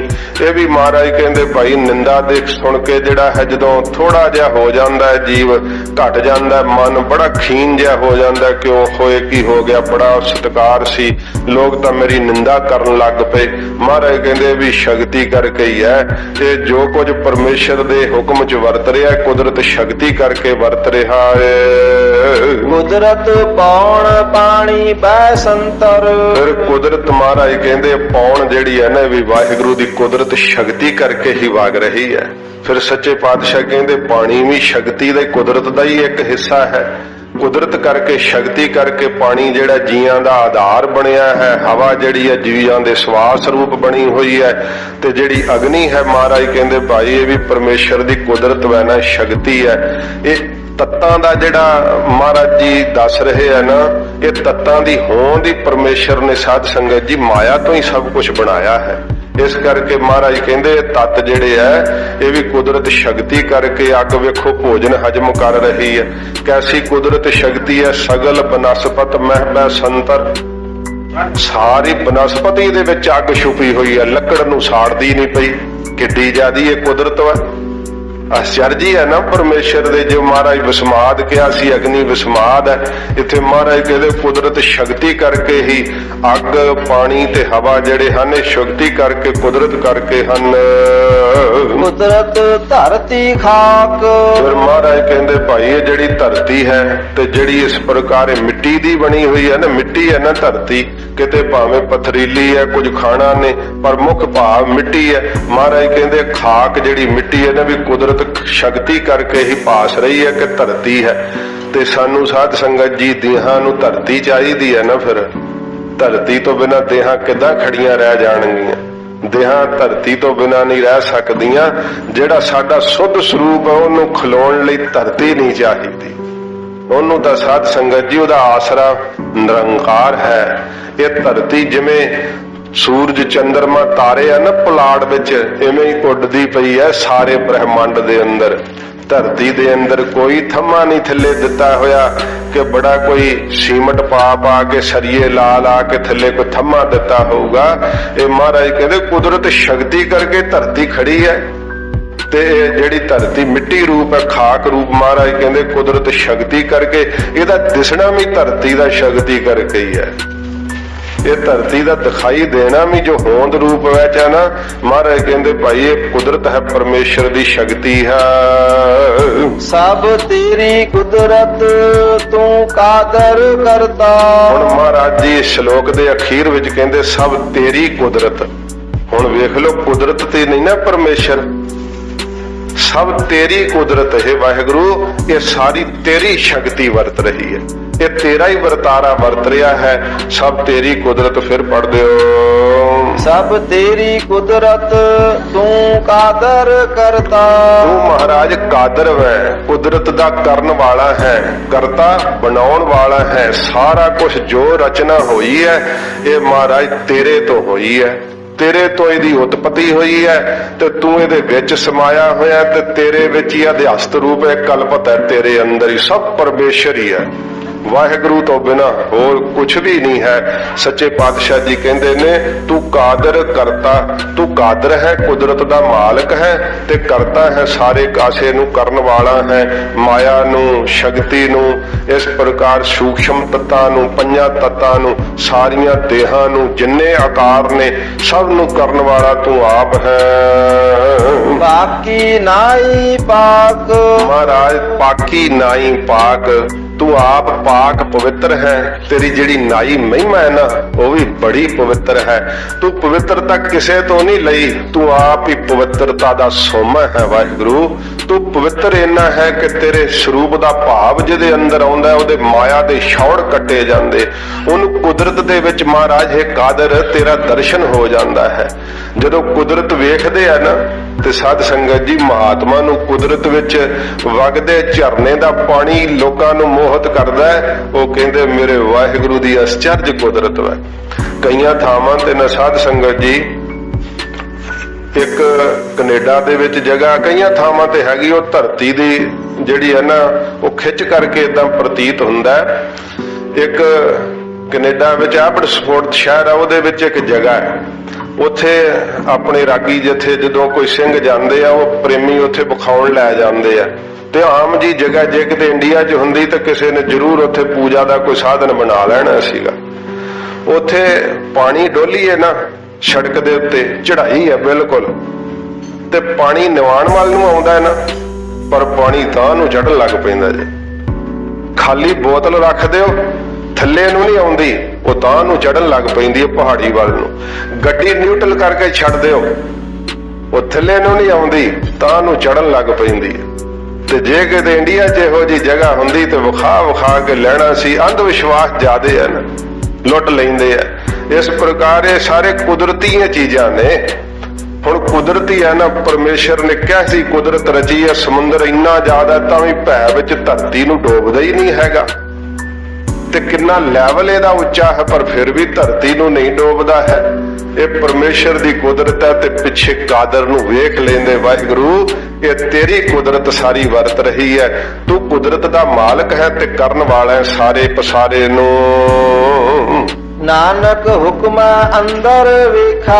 ਪਾਕੀ ਨਾਈ ਪਾਕ, ਤੇਰਾ ਪਵਿੱਤਰ ਤੋਂ ਪਵਿੱਤਰ ਮਹਾਰਾਜ ਨਾਮ ਹੈ। ਤੇਰੀ ਨਾਈ ਮਹਿਮਾ ਜਿਹੜੀ ਹੈ ਨਾ, ਪਵਿੱਤਰ ਤੋਂ ਪਵਿੱਤਰ, ਪਾਪੀਆਂ ਨੂੰ ਵੀ ਪਵਿੱਤਰ ਕਰ ਦੇਣ ਵਾਲੀ ਹੈ। ਨਾਨਕ ਹੁਕਮ ਅੰਦਰ ਵੇਖਾ। ਮਹਾਰਾਜ ਜੀ ਕਹਿੰਦੇ ਆਪਣੇ ਹੁਕਮ ਦੇ ਅੰਦਰ ਸਭ ਕਾਸੇ ਨੂੰ ਰੱਖਿਆ ਹੋਇਆ।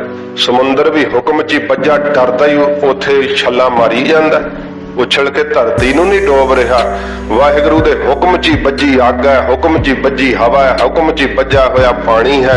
ਮਹਾਰਾਜ ਸੱਚੇ ਪਾਤਸ਼ਾਹ ਜੀ ਕਹਿੰਦੇ ਆ ਹੁਕਮ ਅੰਦਰ ਵੇਖੈ। ਆਪਣੇ ਹੁਕਮ ਦੇ ਅੰਦਰ ਸਭ ਕੁਝ ਰੱਖ ਕੇ ਫਿਰ ਆਪ ਵੇਖ ਰਿਹਾ ਹੈ। ਸਾਰੀ ਕਾਇਨਾਤ ਨੂੰ ਚਲਾ ਆਪਣੀ ਨਿਗਾਹ ਦੇ ਥੱਲੇ ਹੀ ਰਿਹਾ। ਵੇਖ ਲਓ ਇੱਕ ਇੱਕ ਜੀਵ ਤੇ ਕਿੰਨੀਆਂ ਉਹਨਾਂ ਦੀਆਂ ਜਿਨਸਾਂ, ਕਿੰਨੀਆਂ ਜਾਤਾਂ। ਸਾਧ ਸੰਗਤ ਜੀ ਕੀੜੀਆਂ ਹੀ ਨਹੀਂ ਗਿਣੀਆਂ ਜਾਂਦੀਆਂ, ਕਿੰਨੀਆਂ ਕਹੂਗੀਆਂ। ਮੱਛਰ ਹੀ ਕਿੰਨੇ ਜਮ ਮਰ ਜਾਂਦੇ ਆ, ਕਿੰਨੀਆਂ ਗਟਾਰਾਂ ਨੇ, ਕਿੰਨੇ ਕਾਂ ਨੇ, ਕਿੰਨੀਆਂ ਜੂਨਾਂ ਸਮੁੰਦਰ ਦੇ ਵਿੱਚ, ਉਹਨਾਂ ਦੀਆਂ ਕਿੰਨੀਆਂ ਗਿਣਤੀਆਂ। ਹੇ ਵਾਹਿਗੁਰੂ ਤੂੰ ਸਭ ਨੂੰ ਵੇਖ ਰਿਹਾ ਹੈ, ਸਭ ਦੀ ਸੰਭਾਲ ਕਰ ਰਿਹਾ ਹੈ, ਆਪਣੇ ਹੁਕਮ ਵਿੱਚ ਸਭ ਕੁਝ ਚਲਾ ਰਿਹਾ ਹੈ। ਵਰਤਾ ਤਾਕੋ ਤਾਕ ਇੱਕੋ ਇੱਕ ਆਪ ਹੀ ਵਰਤ ਰਿਹਾ ਹੈ। ਸੱਚੇ ਪਾਤਸ਼ਾਹ ਜੀ ਮਹਾਰਾਜ ਕਹਿੰਦੇ ਵਰਤਾ ਤਾਕੋ ਤਾਕ, ਤੱਕਣਾ ਕਰੋ ਆਪਣੀ ਅੱਖਾਂ ਨਾਲ। ਸ਼ੇਖ ਬ੍ਰਹਮ ਵੇਖ, ਉਹਦੇ ਤੋਂ ਬਿਨਾ ਕੋਈ ਹੋਰ ਹੈ? ਤੇ ਜਿਹਨੂੰ ਗੁਰੂ ਨਾਨਕ ਸਾਹਿਬ ਜੀ ਆਤਮਿਕ ਦ੍ਰਿਸ਼ਟੀ ਦੀ ਨਿਗਾਹ ਦੇ ਕੇ, ਦਿਵ ਦ੍ਰਿਸ਼ਟੀ ਜਗਾ ਕੇ ਕਹਿਣ ਵੇਖ ਸ਼ੇਖ ਬ੍ਰਹਮ ਵਾਹਿਗੁਰੂ ਤੋਂ ਬਿਨਾ ਕੋਈ ਹੈ? ਸ਼ੇਖ ਬ੍ਰਹਮ ਸਤਿਗੁਰੂ ਜੀ ਦੇ ਚਰਨਾਂ ਤੇ ਢਹਿ ਪਿਆ, ਮਹਾਰਾਜ ਮੈਨੂੰ ਤਾਂ ਤੁਹਾਥੋਂ ਬਿਨਾ ਕੋਈ ਹੋਰ ਨਹੀਂ ਬ੍ਰਹਮ ਦਿਸਦਾ। ਮਹਾਰਾਜ ਤੁਸੀਂ ਸਾਰੇ ਆਕਾਰ ਧਾਰਨ ਕੀਤੇ ਹੋਏ ਆ, ਤੁਸੀਂ ਆਪ ਹੀ ਬ੍ਰਹਮ ਰੂਪ ਹੋ। ਸ਼ੇਖ ਬ੍ਰਹਮ ਸਤਿਗੁਰਾਂ ਦੇ ਚਰਨੀ ਪੈ ਕੇ ਨਿਹਾਲ ਹੋਏ ਸੀ। ਗਰੀਬ ਨਵਾਜ਼ ਸਤਿਗੁਰੂ ਕਹਿੰਦੇ ਨੇ ਤੱਕ ਸ਼ੇਖ ਬ੍ਰਹਮ ਵੇਖ, ਵਾਹਿਗੁਰੂ ਤੋਂ ਬਿਨਾ ਕੋਈ ਹੋਰ ਨਹੀਂ। ਉਹੋ ਹੀ ਕੁਦਰਤ ਕਰਕੇ ਸਾਰੀ ਸ਼ਕਤੀ ਵਰਤਾ ਕੇ ਇੱਕ ਰੂਪ ਤੋਂ ਬਹੁਤੇ ਰੂਪ ਹੋ ਰਿਹਾ ਹੈ। ਪੌੜੀ। ਹਾਂਜੀ ਹੁਣ ਪੌੜੀ 'ਚ ਮਹਾਰਾਜ ਕਹਿੰਦੇ ਆ, ਕਿਹਾ ਨਾ ਕੁਦਰਤ ਨੇਕੀਆਂ ਕੁਦਰਤ ਬਣੀਆਂ। ਹੁਣ ਸੁਣੋ ਮਹਾਰਾਜ ਪੌੜੀ 'ਚ ਦੱਸਦੇ ਆ ਸਤਿਗੁਰੂ ਜੀ ਪਰਮੇਸ਼ਰ ਦਾ ਬਣਾਇਆ ਵਿਧੀ ਵਿਧਾਨ ਗਰੀਬ ਨਵਾਜ਼ ਦੱਸਦੇ ਆ। ਆਪੀ ਨਾ ਭੋਗ ਕਾ। ਮਹਾਰਾਜ ਜੀ ਕਹਿੰਦੇ ਆਪੀ ਨਾ ਭੋਗ ਕਾ। ਇਹ ਜੀਵ ਭੋਗਾਂ ਨੂੰ ਭੋਗਦਾ, ਵਿਸ਼ਿਆਂ ਦੇ ਵਿੱਚ ਲੱਗਾ ਰਹਿੰਦਾ, ਰਾਤ ਦਿਨ ਇਹਨੂੰ ਇਹੀ ਫੁਰਨੇ ਰਹਿੰਦੇ ਆ ਕਿ ਬੜਾ ਆਨੰਦ ਹੈ ਵਿਸ਼ਿਆਂ 'ਚ। ਖਾਣ ਦੇ ਭੋਗਾਂ 'ਚ ਇੰਨਾ ਫਸਿਆ ਹੋਇਆ ਕਿ ਛੱਡ ਹੀ ਨਹੀਂ ਪਾਉਂਦਾ। ਮਹਾਰਾਜ ਕਹਿੰਦੇ ਭੁਲੇਖਾ ਇਹਨੂੰ ਇਹ ਹੈ ਕਿ ਮੈਂ ਭੋਗਾਂ ਨੂੰ ਭੋਗ ਰਿਹਾ, ਮੂਰਖ ਭੋਗ ਹੀ ਇਹਨੂੰ ਭੋਗ ਰਹੇ ਆ। ਦੇਹ ਨੂੰ ਭੋਗ ਜਾਂਦੇ ਆ, ਭੋਗ ਦੰਦ ਰਹਿੰਦੇ ਨਹੀਂ, ਪਰ ਸਵਾਦ ਥੋੜੋ ਹਟਦਾ ਹੈ। ਤੇ ਸਾਧ ਸੰਗਤ ਜੀ ਨਿਗਾਹ ਰਹਿੰਦੀ ਨਹੀਂ, ਪਰ ਵੇਖਣ ਦੀ ਇਹਨੂੰ ਜਿਹੜੀ ਹੈ ਨਾ ਕਸਸ ਰਹਿੰਦੀ ਹੈ। ਨਿਗਾਹ ਚਲੀ ਜਾਂਦੀ ਹੈ, ਫਿਰ ਵੀ ਰੂਪ ਵੇਖਣ ਦਾ ਸ਼ਿਕਾਰੀ ਰਹਿੰਦਾ ਹੈ। ਕੰਨਾਂ 'ਚ ਸੁਣਨ ਦੀ ਜੋਤ ਚਲੀ ਜਾਂਦੀ ਹੈ, ਜਿਹੜੀ ਸੁਣਨ ਸ਼ਕਤੀ ਚਲੀ ਜਾਂਦੀ ਹੈ। ਕਈ ਬਜ਼ੁਰਗ ਨਾ ਐਡੀ ਬਿਰਧ ਅਵਸਥਾ 'ਚ ਘਰਦਿਆਂ ਤੋਂ ਚੋਰੀ ਰੇਡੀਓ ਤੇ ਲਾ ਕੇ ਗੰਦੇ ਗੀਤ ਸੁਣਦੇ ਰਹਿੰਦੇ ਆ। ਆਸ਼ਨਾ ਨਹੀਂ ਜਾਂਦੀ ਹੈ ਅੰਦਰੋਂ। ਮਹਾਰਾਜ ਕਹਿੰਦੇ ਆਪੀ ਨੇ ਭੋਗ ਕੇ, ਆਪੀ ਨੇ ਆਪ ਜਿਹੜੇ ਤੂੰ ਭੋਗ ਭੋਗੇ ਆ ਨਾ, ਤੇ ਜਦੋਂ ਭੋਗ ਕੇ ਆਨੰਦ ਲਏ ਤੇ ਸੁਣ ਧਿਆਨ ਦੇ ਨਾਲ ਕੀ ਹੋਊਗਾ। ਹੋਏ ਭਸਮੜ ਭੌਰ ਸਿਧਾਇਆ। ਜਦੋਂ ਤੂੰ ਭਸਮ ਦਾ ਮੜਾ ਬਣ ਗਿਆ ਨਾ, ਭਾਵ ਭਸਮ ਦੀ ਢੇਰੀ ਹੋ ਗਿਆ। ਹੋਏ ਭਸਮੜ ਭੌਰ ਸਿਧਾਇਆ। ਭੌਰ ਜਿਹੜਾ ਤੇਰਾ ਜੀਵ ਆਤਮਾ ਹੈ ਨਾ, जिन्ने काम नूं भोगिया, जिन क्रोध नूं भोगिया, हंकार कीता है, फिर परलोक नूं सधाया, फिर चलिया देह नूं छड्ड के जदों देह भस्म दी ढेर हो गई। वड्डा होआ दुनीदार, ਵੱਡਾ ਹੋਆ ਦੁਨੀਦਾਰ। ਇੱਥੇ ਤੇ ਕਹਿੰਦਾ ਸੀ ਮੈਂ ਐਮਐਲਏ ਆ ਤੇ ਮੈਨੂੰ ਜਹਾਜ਼ ਵਿੱਚ ਵੱਖਰੀ ਸੀਟ ਚਾਹੀਦੀ ਸੀ, ਮੇਰੇ ਅੱਗੇ ਸਲੂਟ ਕਿਉਂ ਨਹੀਂ ਮਾਰਿਆ, ਮੈਨੂੰ ਹਾਰ ਕਿਉਂ ਨਹੀਂ ਪਾਏ। ਵੱਡਾ ਹੋਆ ਦੁਨੀਦਾਰ ਕਿ ਅਸੀਂ ਵੱਡੇ ਅਮੀਰ ਆ, ਅਸੀਂ ਇੰਨਾ ਦਾਨ ਕੀਤਾ, ਸਾਡਾ ਅਰਦਾਸ ਚ ਨਾ ਕਿਉਂ ਨਹੀਂ ਬੋਲਿਆ। ਬਹੁਤ ਵੱਡੇ ਦੁਨੀਦਾਰ ਅੱਗੇ ਭੱਜ ਭੱਜ ਕੇ ਲੋਕ ਇੱਧਰ ਉੱਧਰ ਖੁਸ਼ਾਮਦ ਕਰਨ ਵਾਲੇ ਖਹਿੜਾ ਨਹੀਂ ਛੱਡਦੇ। ਮਹਾਰਾਜ ਕਹਿੰਦੇ ਭਾਵੇਂ ਇੱਥੇ ਵੱਡਾ ਹੋਆ ਦੁਨੀਦਾਰ, ਬਹੁਤ ਜ਼ਿਆਦਾ ਦੁਨੀਆਦਾਰ ਹੈ, ਬਹੁਤ ਜ਼ਿਆਦਾ ਅੱਗੇ ਪਿੱਛੇ ਉਹਦੇ ਮਾਇਆ ਦਾ ਹੀ ਪਸਾਰਾ ਇੰਨਾ ਜ਼ਿਆਦਾ, ਸਲਾਮਾਂ ਕਰਨ ਵਾਲਿਆਂ ਦਾ ਪਤਾ ਨਹੀਂ ਲੱਗਦਾ, ਖੁਸ਼ਾਮਦ ਕਰਨ ਵਾਲਿਆਂ ਦੀ ਕੋਈ ਗਿਣਤੀ ਨਹੀਂ, ਇੰਨੇ ਜ਼ਿਆਦੇ ਪਦਾਰਥ ਹੈ, ਵਰਤਿਆਂ ਵੀ ਮੁੱਕਦੇ ਨਹੀਂ। ਵੱਡਾ ਜ਼ਿਆਦਾ ਮਾਇਆ ਦਾ ਪਸਾਰਾ ਪਦਾਰਥਾਂ ਦਾ ਹੈ। ਗਲ ਸੰਗਲ ਘੱਤ ਚਲਾਇਆ, ਪਰ ਜਿਹੜੇ ਭੋਗ ਭੋਗੇ ਹੀ ਨਾ, ਮਹਾਰਾਜ ਕਹਿੰਦੇ ਗਲ ਵਿੱਚ ਉਹਨਾਂ ਸੰਗਲ ਘੱਤ ਲੈਣਾ, ਫਿਰ ਭਾਵ ਪਾ ਲੈਣਾ ਹੈ। ਤੇ ਗਲ ਸੰਗਲ ਘੱਤ ਚਲਾਇਆ, ਮਾਰ ਕੇ ਉਹਨਾਂ ਸੋਟਾ ਜੰਮ ਡੰਡਾ ਗਲ ਸੰਗਲ ਫੜਿਆ। ਭਾਗ ਗਏ ਸੇ ਪੰਜ ਜਨਾ, ਫਿਰ ਤੂੰ ਕਹਿਣਾ ਉਸ ਸਮੇਂ ਇਹ ਕਾਮ ਦਾ ਕਸੂਰ ਹੈ, ਕਾਮ ਤੇ ਕ੍ਰੋਧ ਨੇ ਪੰਜਾਂ ਵਿਕਾਰਾਂ ਨੇ ਵੱਖ ਹੋ ਜਾਣਾ। ਭਾਗ ਗਏ ਸੇ ਪੰਜ ਜਨਾ, ਉਹਨੇ ਕਹਿਣਾ ਸਾਡਾ ਕੀ ਕਸੂਰ ਹੈ, ਤੇਰਾ ਕਸੂਰ ਹੈ ਸਾਰਾ, ਤੂੰ ਕਿਉਂ ਭੋਗਿਆ, ਸੁਣਿਆ ਨਹੀਂ ਸੀ ਸੰਗਤ ਵਿੱਚ ਤੂੰ, ਸਾਡਾ ਕੀ ਕਸੂਰ ਹੈ, ਤੂੰ ਭੋਗਿਆ ਸਾਨੂੰ। ਇਉਂ ਫਿਰ ਮਹਾਰਾਜ ਕਹਿੰਦੇ ਭਾਈ ਨਾਨਕ ਔਗਣ ਜੇਤੜੇ ਤੇ ਗਲੀ ਜੰਜੀਰ, ਉਹਨੀਆਂ ਜੰਜੀਰਾਂ ਉਹਨੇ ਸੰਗਲ ਪੈਂਦੇ ਜਿੰਨਾ ਵੱਡਾ ਤੋਂ ਦੁਨੀਦਾਰ ਬਣਿਆ ਫਿਰਦਾ ਨਾ, ਤੇ ਹੰਕਾਰ ਕਰਦਾ ਤੇ ਗਰੀਬਾਂ ਨੂੰ ਮਾਰਦਾ ਹੈ, ਲਹੂ ਚੂਸਦਾ ਹੈ ਗਰੀਬਾਂ ਉੱਪਰ। ਜੇ ਖਿੰਝਾ ਦਾੜੀ ਪਾਰ ਬ੍ਰਹਮ ਸਾ ਅਗਨ ਮੈਂ ਸਾੜੀ, ਫਿਰ ਅੱਗ ਤਿਆਰ ਹੀ ਆ, ਅੱਗੇ ਭੱਠੇ ਤਿਆਰ ਹੀ ਆ। ਤੂੰ ਇਹ ਸੋਚ ਲੈ ਹਿਸਾਬ ਨਾਲ ਹੀ ਗਰੀਬਾਂ ਨੂੰ ਠੁੱਡੇ ਮਾਰਿਆ ਕਰ, ਲੇਖਾ ਦੇਣਾ ਪਏਗਾ। ਮਹਾਰਾਜ ਜੀ ਕਹਿੰਦੇ ਭਾਈ ਗਲ ਵਿੱਚ ਸੰਗਲ ਪਾ ਕੇ ਫਿਰ ਅੱਗੇ ਤੋਰ ਲੈਂਦੇ ਆ ਅਪਰਾਧੀਆਂ ਵਾਂਗ। ਅੱਗਾ ਕਰਨੀ ਕੀਰਤ ਵਾਚੀਆ, ਅੱਗੇ ਫਿਰ ਦਫ਼ਤਰ ਵਿੱਚ ਜਾਇਆ ਜਾਂਦਾ ਹੈ। ਪਹਿਲਾਂ ਅੱਗਾ ਕਰਨੀ ਕੀਰਤ ਵਾਚੀ ਹੈ, ਅੱਗੇ ਜਿਹੜੀ ਤੂੰ ਕਰਨੀ ਕੀਤੀ ਹੈ ਨਾ, ਪਰਲੋਕ ਵਿੱਚ ਜਦੋਂ ਲਿਜਾਇਆ ਜਾਂਦਾ ਨਾ, ਮਾਰ ਕੇ ਸੰਗਲ ਸਾਹਮਣੇ ਕਰਦੇ ਆ ਖੜਾ, ਤੇ ਧਰਮ ਰਾਜਾ ਫਿਰ ਬੈਠਾ ਹੁੰਦਾ ਸਾਹਮਣੇ ਤਖਤ ਦੇ ਉੱਤੇ ਬੈਠਾ ਹੋਇਆ। ਫਿਰ ਕੀਰਤ ਜਿਹੜੀ ਉਹਨੇ ਕੀਤੀ ਹੈ ਨਾ ਕਰਨੀ, ਬਹਿ ਮਹਾਰਾਜ ਕਹਿੰਦੇ ਫਿਰ ਪੜੋ ਅੱਗਾ ਕਰਨੀ ਕੀਰਤ ਵਾਚੀਆ। ਪੂਰੀ ਪੜ ਦਿਓ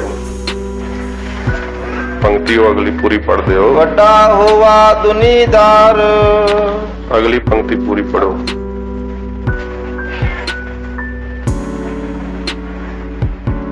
ਅੱਗਾ ਕਰਨੀ ਕੀਰਤ ਵਾਚੀਆ, ਬਹਿ ਲੇਖਾ ਕਰ ਸਮਝਾਇਆ, ਬਹਿ ਲੇਖਾ ਕਰ ਸਮਝਾਇਆ। ਧਰਮ ਰਾਜਾ ਬੈਠਾ ਹੋਇਆ ਨਾ, ਉਹਨੇ ਫਿਰ ਲੇਖਾ ਕਰਕੇ ਸਮਝਾਇਆ ਵੀ ਆ ਬੱਚੂ, ਹੁਣ ਤੂੰ ਸੋਚਦਾ ਸੀ ਨਾ ਕਿ ਮੈਨੂੰ ਕੋਈ ਨਹੀਂ ਵੇਖਦਾ, ਆਹ ਵੇਖ ਤੂੰ ਆਹ ਕਰਨੀ ਤੈਂ ਕੀਤੀ ਹੈ ਨਾ। ਸ਼ਰਮਿੰਦਾ ਹੁੰਦਾ ਫਿਰ, ਵੇਖੋ ਲੁਕ ਲੁਕ ਕੇ ਜੀਵ ਕਿੰਨੇ ਪਾਪ ਕਰਦਾ। ਹੁਣ ਤੂੰ ਆਪਣੇ ਮਨ 'ਚ ਝਾਤੀ ਮਾਰ ਕੇ ਜਿਹੜੀਆਂ ਤੇਰੇ ਅੰਦਰ ਕਰਤੂਤਾਂ ਨੇ, ਜਿਹੋ ਜਿਹੇ ਫੁਰਨੇ ਤੂੰ ਕਰਦਾ ਹੈ, ਤੇ ਜੇ ਕਿਸੇ ਤੇਰੇ ਨਾਲ ਦੇ ਨੂੰ ਪਤਾ ਲੱਗੇ ਤੇ ਉਹ ਕਹੇ ਓਹੋ ਤੂੰ ਇੰਨਾ ਬੁਰਾ ਹੈ, ਤੇਰੇ ਲਾਗੇ ਬੈਠਣਾ ਨਾ ਕੋਈ ਪਸੰਦ ਕਰੇ, ਤੇ ਛੱਡ ਦੇ ਇਸ ਔਗਣਾਂ ਦੇ ਸਾਰੇ ਪਸਾਰੇ ਨੂੰ, ਛੱਡ ਦੇ ਇਹਨਾਂ ਭੈੜੇ ਫੁਰਨਿਆਂ ਨੂੰ।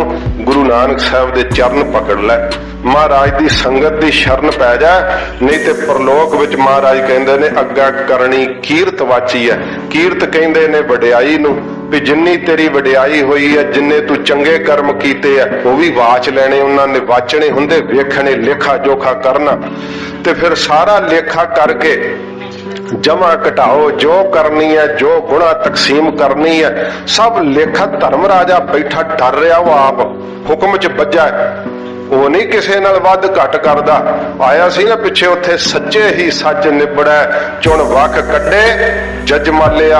ਮਹਾਰਾਜ ਕਹਿੰਦੇ ਫਿਰ ਉੱਥੇ ਕੱਢ ਕੇ ਵੱਖ ਰੱਖ ਦੇਣੇ। ਜਿਹੜਾ ਤੂੰ ਪੂਜਾ ਦਾ ਧਾਨ ਖਾਦਾ ਹੈ ਨਾ, ਉਹ ਸਾਰਾ ਤੈਨੂੰ ਦੱਸਣਾ ਉਹਨਾਂ ਵੀ ਆਹ ਤੂੰ ਕੀਤਾ ਹੈ। ਫਿਰ ਮਹਾਰਾਜ ਜੀ ਕਹਿੰਦੇ ਬਹਿ ਕੇ ਧਰਮ ਰਾਜਾ ਸਾਰਾ ਸਮਝਾਉਂਦਾ ਹੈ ਕਿ ਵੀ ਆਹ ਹੁਣ ਇੰਨੀ ਵਾਰੀ ਤੈਨੂੰ ਅੱਗ 'ਚ ਸਾੜਿਆ ਜਾਣਾ ਹੀ, ਇੰਨੀ ਵਾਰੀ ਤੇਰੇ ਹੱਥ ਕੱਟੇ ਜਾਣੇ ਐ, ਇੰਨੀ ਵਾਰੀ ਤੇਰੇ ਨੱਕ 'ਚ ਨੱਥ ਪਾ ਕੇ ਤੈਨੂੰ ਜੱਕੇ ਅੱਗੇ ਵਾਇਆ ਜਾਣਾ ਹੈ, ਤੇ ਇਹ ਕਰਮ ਦੀ ਤੈਨੂੰ ਆਹ ਸਜ਼ਾ ਮਿਲੇਗੀ। ਉਦੋਂ ਫਿਰ ਤੇਰੀ ਰੂਹ ਕੰਬ ਉੱਠਦੀ ਹੈ, ਤੇ ਉਦੋਂ ਫਿਰ ਬਹੁਤ ਕੀਰਨੇ ਪਾਵੇਂਗਾ, ਤਰਲੇ ਪਾਵੇਂਗਾ। ਮਹਾਰਾਜ ਅਗਲੀ ਪੰਕਤੀ 'ਚ ਦੱਸਦੇ ਆ ਥਾਉ ਨਾ ਹੋਵੀ ਪੌਦੀ। ਪੌਦੀ ਕਹਿੰਦੇ ਆ ਚਰਨਦਾਸੀ ਨੂੰ। ਚਰਨਦਾਸੀ ਕਿਹਨੂੰ ਕਹਿੰਦੇ ਆ? ਗੁਰੂ ਘਰ 'ਚ ਤਾਂ ਪਤਾ ਲੱਗ ਜਾਂਦਾ, ਜਿਹੜੇ ਸੰਗਤ ਕਰਦੇ ਆ। ਚਰਨਦਾਸੀ ਕਹਿੰਦੇ ਜੁੱਤੀ ਨੂੰ। ਸਤਿਗੁਰੂ ਪਾਤਸ਼ਾਹ ਜੀ ਮਹਾਰਾਜ ਕਹਿੰਦੇ ਥਾਉ ਨਾ ਹੋਈ ਪੌਦੀ। ਫਿਰ ਤੈਨੂੰ ਜੁੱਤੀਆਂ ਪੈਂਦੀਆਂ, ਇੰਨੀਆਂ ਜੁੱਤੀਆਂ ਪੈਣੀਆਂ ਕਿ ਲੁਕਣ ਨੂੰ ਥਾਂ ਨਹੀਂ ਮਿਲਣੀ। ਕੋਈ ਕਿਹੜੀ ਨੁੱਕਰ 'ਚ ਵੜਾ। ਜਦੋਂ ਚੰਦੂ ਨੂੰ ਮਹਾਰਾਜ ਸਾਹਿਬ ਜੀ ਨੇ ਪਕੜਿਆ ਸੀ ਨਾ ਦਿੱਲੀ, ਤੇ ਭਾਈ ਪੁਰਾਣੇ ਨੇ ਉਹਦੀਆਂ ਮੁਸ਼ਕਾਂ ਬੰਨ ਕੇ ਦਿੱਲੀ ਦੇ ਸਿੱਖ ਵੇਖਦੇ ਡਰਦੇ ਨਹੀਂ ਸੀ, ਲਾਗੇ ਆ ਰਹੇ ਵੀ ਏਡਾ ਦੀਵਾਨ ਬਾਦਸ਼ਾਹ ਦਾ। ਹੁਣ ਰਾਸ਼ਟਰਪਤੀ ਨੂੰ ਕੋ ਬਾਹਾਂ ਬੰਨ ਕੇ ਕਹੇ ਵੀ ਆਓ ਸਿੱਖੋ ਇਹਦੇ ਜੁੱਤੀਆਂ ਮਾਰੋ, ਡਰਦੇ ਨਹੀਂ, ਕਈ ਲਾਗੇ ਆਉਂਦੇ ਵੀ ਐਵੇਂ ਫਸ ਜਾਾਂਗੇ, ਫਿਰ ਫੜੇ ਲੈ ਜਾਵਾਂਗੇ। ਭਾਈ ਪੁਰਾਣੇ ਨੇ ਨਾ ਉਹਦੇ ਜੁੱਤੀ ਮਾਰੀ ਸਿਰ 'ਚ ਪਹਿਲਾਂ ਚੰਦੂ ਦੇ, ਤੇ ਸਿੱਖਾਂ ਨੂੰ ਆਖਿਆ ਵੀ ਜਿਨ ਗੁਰੂ ਨਾਨਕ ਸਾਹਿਬ ਦੀ ਖੁਸ਼ੀ ਲੈਣੀ ਹੈ ਆਓ ਇਹਦੇ ਸਿਰ 'ਚ ਜੁੱਤੀਆਂ ਮਾਰੋ। ਤੇ ਉਹ ਕਈਆਂ ਨੇ ਵਿਚਾਰਿਆਂ ਨੇ ਮਾਰਨੀ ਸੀ, ਥਾਂ ਹੀ ਨਹੀਂ ਮਿਲਦਾ, ਉਹਦੇ ਸਿਰ ਤੇ ਇੰਨੀਆਂ ਜੁੱਤੀਆਂ ਪੈਣ ਲੱਗ ਪਈਆਂ। ਵੱਧ ਕੇ ਸਿੱਖ ਆਉਣ ਲੱਗੇ, ਇੰਨੀਆਂ ਜੁੱਤੀਆਂ ਪੈਂਦੀਆਂ, ਕਈ ਵਿਚਾਰਿਆਂ ਦਾ ਉਹ ਥਾਂ ਹੀ ਨਹੀਂ ਮਿਲਿਆ ਉਹਨਾਂ ਨੂੰ ਜੁੱਤੀ ਮਾਰਨ ਵਾਸਤੇ, ਥਾਂ ਖਾਲੀ ਹੋਵੇ, ਸਿਰ ਤੇ ਤਾਂ ਵੱਜੇ ਨਾ। ਇੰਨੇ ਸਿੱਖਾਂ ਨੂੰ ਚਾਅ ਚੜਿਆ ਵੀ ਗੁਰੂ ਨਾਨਕ ਸਾਹਿਬ ਦੀ ਖੁਸ਼ੀ ਕਿੰਨ ਨਹੀਂ ਲੈਣੀ ਬਈ, ਸਿੱਖ ਨੂੰ ਤਾਂ ਸਤਿਗੁਰੂ ਦੀ ਖੁਸ਼ੀ ਚਾਹੀਦੀ ਹੈ। ਮਹਾਰਾਜ ਕਹਿੰਦੇ ਪ੍ਰਲੋਕ 'ਚ ਇਹ ਹਾਲਤ ਹੋਣੀ ਹੈ ਫਿਰ ਚੰਦੂ ਵਾਲੀ। ਥਾਉ ਨਾ ਹੋਈ ਪੌਦੀ। ਪੌਦੀ ਤੈਨੂੰ ਜੁੱਤੀਆਂ ਪੈਂਦਿਆਂ ਹੋਇਆ ਕੋਈ ਲੁਕਣ ਨੂੰ ਥਾਂ ਨਹੀਂ ਲੱਭੇਗੀ। ਹੁਣ ਸੁਣੀਐ ਕਿਆ ਰੁਆਇਆ। ਫਿਰ ਤੂੰ ਡਾਡਾ ਮਾਰਨੀਆਂ ਨੇ, ਜੰਮ ਕਹਿਣਗੇ ਉਹ ਕੀ ਕਰੀਏ, ਤੂੰ ਇੰਨਾ ਜ਼ਿਆਦਾ ਰੋਈ ਜਾਂਦਾ, ਰੁਆਇਆ ਪੁਕਾਰਾਂ ਕਰਦਾ। ਤੇ ਪੁਕਾਰ ਕਰਨੀ ਸੀ ਤੇ ਉੱਥੇ ਕਰਦਾ ਗੁਰੂ ਸਮਰੱਥ ਦੇ ਸਾਹਮਣੇ। ਸਤਿਗੁਰੂ ਤੇਰੀ ਪੁਕਾਰ ਸੁਣ ਕੇ ਤੇਰੇ ਔਗਣ ਹੀ ਕੱਟ ਦਿੰਦੇ। ਮਹਾਰਾਜ ਮਿਹਰ ਕਰਦੇ, ਲੈ ਵੀ ਸਾਨੂੰ ਤਾਂ ਜੁੱਤੀਆਂ ਮਾਰਨ ਦਾ ਹੁਕਮ ਹੈ, ਖਾਣੀਆਂ ਤੈਨੂੰ ਪੈਣੀਆਂ ਹੈ। ਉਹ ਫਿਰ ਅੱਗੋਂ ਇਹ ਕਹਿੰਦੇ ਵੀ ਸਾਨੂੰ ਹੁਕਮ ਹੈ ਹੁਣ ਤੈਨੂੰ ਆਰੇ ਨਾਲ ਚੀਰਨਾ ਹੀ, ਤੇ ਚੀਰਨਾ ਤੂੰ ਜਿੰਨਾ ਮਰਜ਼ੀ ਕੀਰਨੇ ਪਾ। ਹੁਣ ਸੁਣੀਆਂ ਕਿਆ ਰੁਆਇਆ, ਕਿੰਨੇ ਸੁਣਨਾ ਹੁਣ ਤੇਰਾ ਰੋਇਆ ਪਿੱਟਣਾ, ਚੀਕਾਂ ਮਾਰੀਆਂ ਕਿਸੇ ਨਹੀਂ ਸੁਣਨੀਆਂ, ਜਿੰਨੀਆਂ ਮਰਜ਼ੀ ਮਾਰ ਲੈ। ਤੇ ਜੇ ਚੀਕਾਂ ਮਾਰਨੀਆਂ ਰੋਣਾ ਤਾਂ ਗੁਰੂ ਗ੍ਰੰਥ ਸਾਹਿਬ ਦੇ ਸਾਹਮਣੇ ਰੋ ਪਾਓ, ਮਹਾਰਾਜ ਦੇ ਸਾਹਮਣੇ ਹੱਥ ਜੋੜ ਲੈ, ਸਤਿਗੁਰੂ ਜੀ ਅਬ ਕੀ ਬਾਰ ਬਖਸ਼ ਬੰਦੇ ਕੋ, ਤੌਬਾ ਮਹਾਰਾਜ ਅੱਗੇ ਤੋਂ ਪਾਪ ਨਹੀਂ ਕਰਾਂਗਾ। ਸੱਚੇ ਪਾਤਸ਼ਾਹ ਜੀ ਬਚਾ ਲਓ ਮੈਨੂੰ ਬਦੀਆਂ ਤੋਂ, ਬਚਾ ਲਓ ਪਾਪਾਂ ਤੋਂ ਮਹਾਰਾਜ, ਮੈਂ ਨਹੀਂ ਮੁੜ ਸ਼ਰਾਬ ਪੀਂਦਾ, ਮੈਂ ਨਹੀਂ ਮਹਾਰਾਜ ਵੇ ਵਿਚਾਰ ਕਰਦਾ, ਮੈਨੂੰ ਸਿੱਖੀ ਦੇ ਦਿਓ। ਜੇ ਹੁਣ ਵੀ ਲੜ ਲੱਗ ਗਿਓ ਨਾ ਤਾਂ ਸਤਿਗੁਰੂ ਤੇਰੇ ਕਾਗਜ਼ ਹੀ ਸਾਫ਼ ਕਰ ਦੇਣਗੇ, ਪਰ ਤੂੰ ਮਨ ਦੀ ਇਕਾਗਰਤਾ ਨਾਲ, ਸੱਚੇ ਮਨ ਨਾਲ ਗੁਰੂ ਜੀ ਦੇ ਚਰਨ ਪਕੜ ਲੈ, ਨਹੀਂ ਤਾਂ ਮਹਾਰਾਜ ਜੀ ਕਹਿੰਦੇ ਵੇਖ ਲੈ ਪਰਲੋਕ ਦੀ ਹਾਲਤ ਦਿਖਾਉਂਦੇ ਸਤਿਗੁਰੂ ਜੀ। ਥਾਉ ਨਾ ਹੋਵੀ ਪੌਦੀ। ਜੁੱਤੀਆਂ ਪੈਂਦਿਆਂ ਤੈਨੂੰ ਥਾਂ ਨਹੀਂ ਮਿਲਣੀ ਫਿਰ ਲੁਕਣ ਨੂੰ। ਹੁਣ ਸੁਣੀਐ ਕਿਆ ਰੁਆਇਆ। ਫਿਰ ਧਰਮ ਰਾਜਾ ਜਦੋਂ ਸਜ਼ਾ ਸੁਣਾਉਂਦਾ ਨਾ ਉੱਚੀ ਉੱਚੀ ਰੋ ਪੈਂਦਾ, ਮੈਨੂੰ ਬਖਸ਼ ਲਓ। ਧਰਮ ਰਾਜਾ ਕਹਿੰਦਾ ਮੈਂ ਤੇਰੀ ਹੁਣ ਰੁਆਇਆ ਪੁਕਾਰ ਕੀ ਸੁਣਾ, ਮੈਂ ਨਹੀਂ ਸੁਣ ਸਕਦਾ, ਕਿਉਂਕਿ ਪੁਕਾਰ ਤਾਂ ਤੇਰੀ ਨਿਰੰਕਾਰ ਹੀ ਸੁਣ ਸਕਦੇ ਸੀ। ਧਰਤੀ ਤੇ ਤੈਨੂੰ ਪੁਕਾਰਾਂ ਹੀ ਕਰਨ ਲਈ ਭੇਜਿਆ ਸੀ ਕਿ ਸਮਰੱਥ ਵਾਹਿਗੁਰੂ ਦੇ ਅੱਗੇ ਅੰਮ੍ਰਿਤ ਵੇਲੇ ਉੱਠ ਕੇ ਵਾਹਿਗੁਰੂ ਵਾਹਿਗੁਰੂ ਪੁਕਾਰ ਕਰਦਾ ਹੈ। ਪੁਕਾਰਨਾ ਹੈ ਕਬੀਰ ਕੇਸੋ ਕੇਸੋ ਕੂਕੀ ਹੈ, ਪੁਕਾਰਨਾ ਹੈ ਨਾ ਸੋਈਐ ਆਸਾਰ। ਹੁਣ ਤਾਂ ਤੂੰ ਐ ਲੰਮਿਆਂ ਤਾਣ ਕੇ ਪਿਆ ਰਹਿਣਾ, ਕੋਈ ਠਾ ਵੀ ਦੇਵੇ ਤੇ ਲੜ ਪੈਣਾ ਉਹਦੇ ਨਾਲ, ਮੇਰੀ ਨੀਂਦ ਖਰਾਬ ਕਰ ਦਿੱਤੀ। ਪਰ ਵੇਖ ਲੈ ਉੱਥੇ ਨਹੀਂ ਉਹ ਪੁਕਾਰਾਂ ਸੁਣਨੀਆਂ, ਇੱਥੇ ਸੱਚੇ ਸਾਹਿਬ ਤੇਰਾ ਦਰਦ ਸੁਣ ਲੈਣਗੇ। ਮਨ ਅੰਧਾ ਜਨਮ ਗਵਾਇਆ। ਹਜ਼ੂਰ ਕਹਿੰਦੇ ਮਨ ਦਾ ਅੰਧਾ ਇਹਨੇ ਜਨਮ ਗਵਾ ਲਿਆ, ਨਾ ਅੰਦਰ ਬੁੱਧ ਰੂਪੀ ਨੇਤਰ ਹੈ ਤੇ ਨਾ ਸਾਧ ਸੰਗਤ ਜੀ ਮਨ ਰੂਪੀ ਨੇਤਰ ਹੈ। ਮਨ ਦੇ ਅੰਨੇ ਨੇ ਮਹਾਰਾਜ ਕਹਿੰਦੇ ਭਾਈ ਆਪਣਾ ਜੀਵਨ ਗਵਾ ਲਿਆ। ਸ਼ੇਖ ਬ੍ਰਹਮ ਇਸ ਤਰ੍ਹਾਂ ਦੀ ਹਾਲਤ ਜੀਆਂ ਦੀ ਹੋ ਰਹੀ ਹੈ। ਇਹ ਸੱਚੇ ਪਾਤਸ਼ਾਹ ਨੇ ਪੌੜੀ ਵਿੱਚ ਗਰੀਬ ਨਵਾਜ਼ ਦਰਸਾਇਆ ਹੈ। ਇੱਥੇ ਸਾਧ ਸੰਗਤ ਜੀ ਸ਼ਬਦ ਸੰਪੂਰਨ ਹੋਈਆਂ ਬੇਅੰਤ ਭੁੱਲਾਂ ਦੀ ਮਾਫੀ ਬਖਸ਼ਣੀ, ਅੱਗੇ ਵਾਸਤੇ ਸਮਤ ਬਖਸ਼ਣੀ ਜੀ।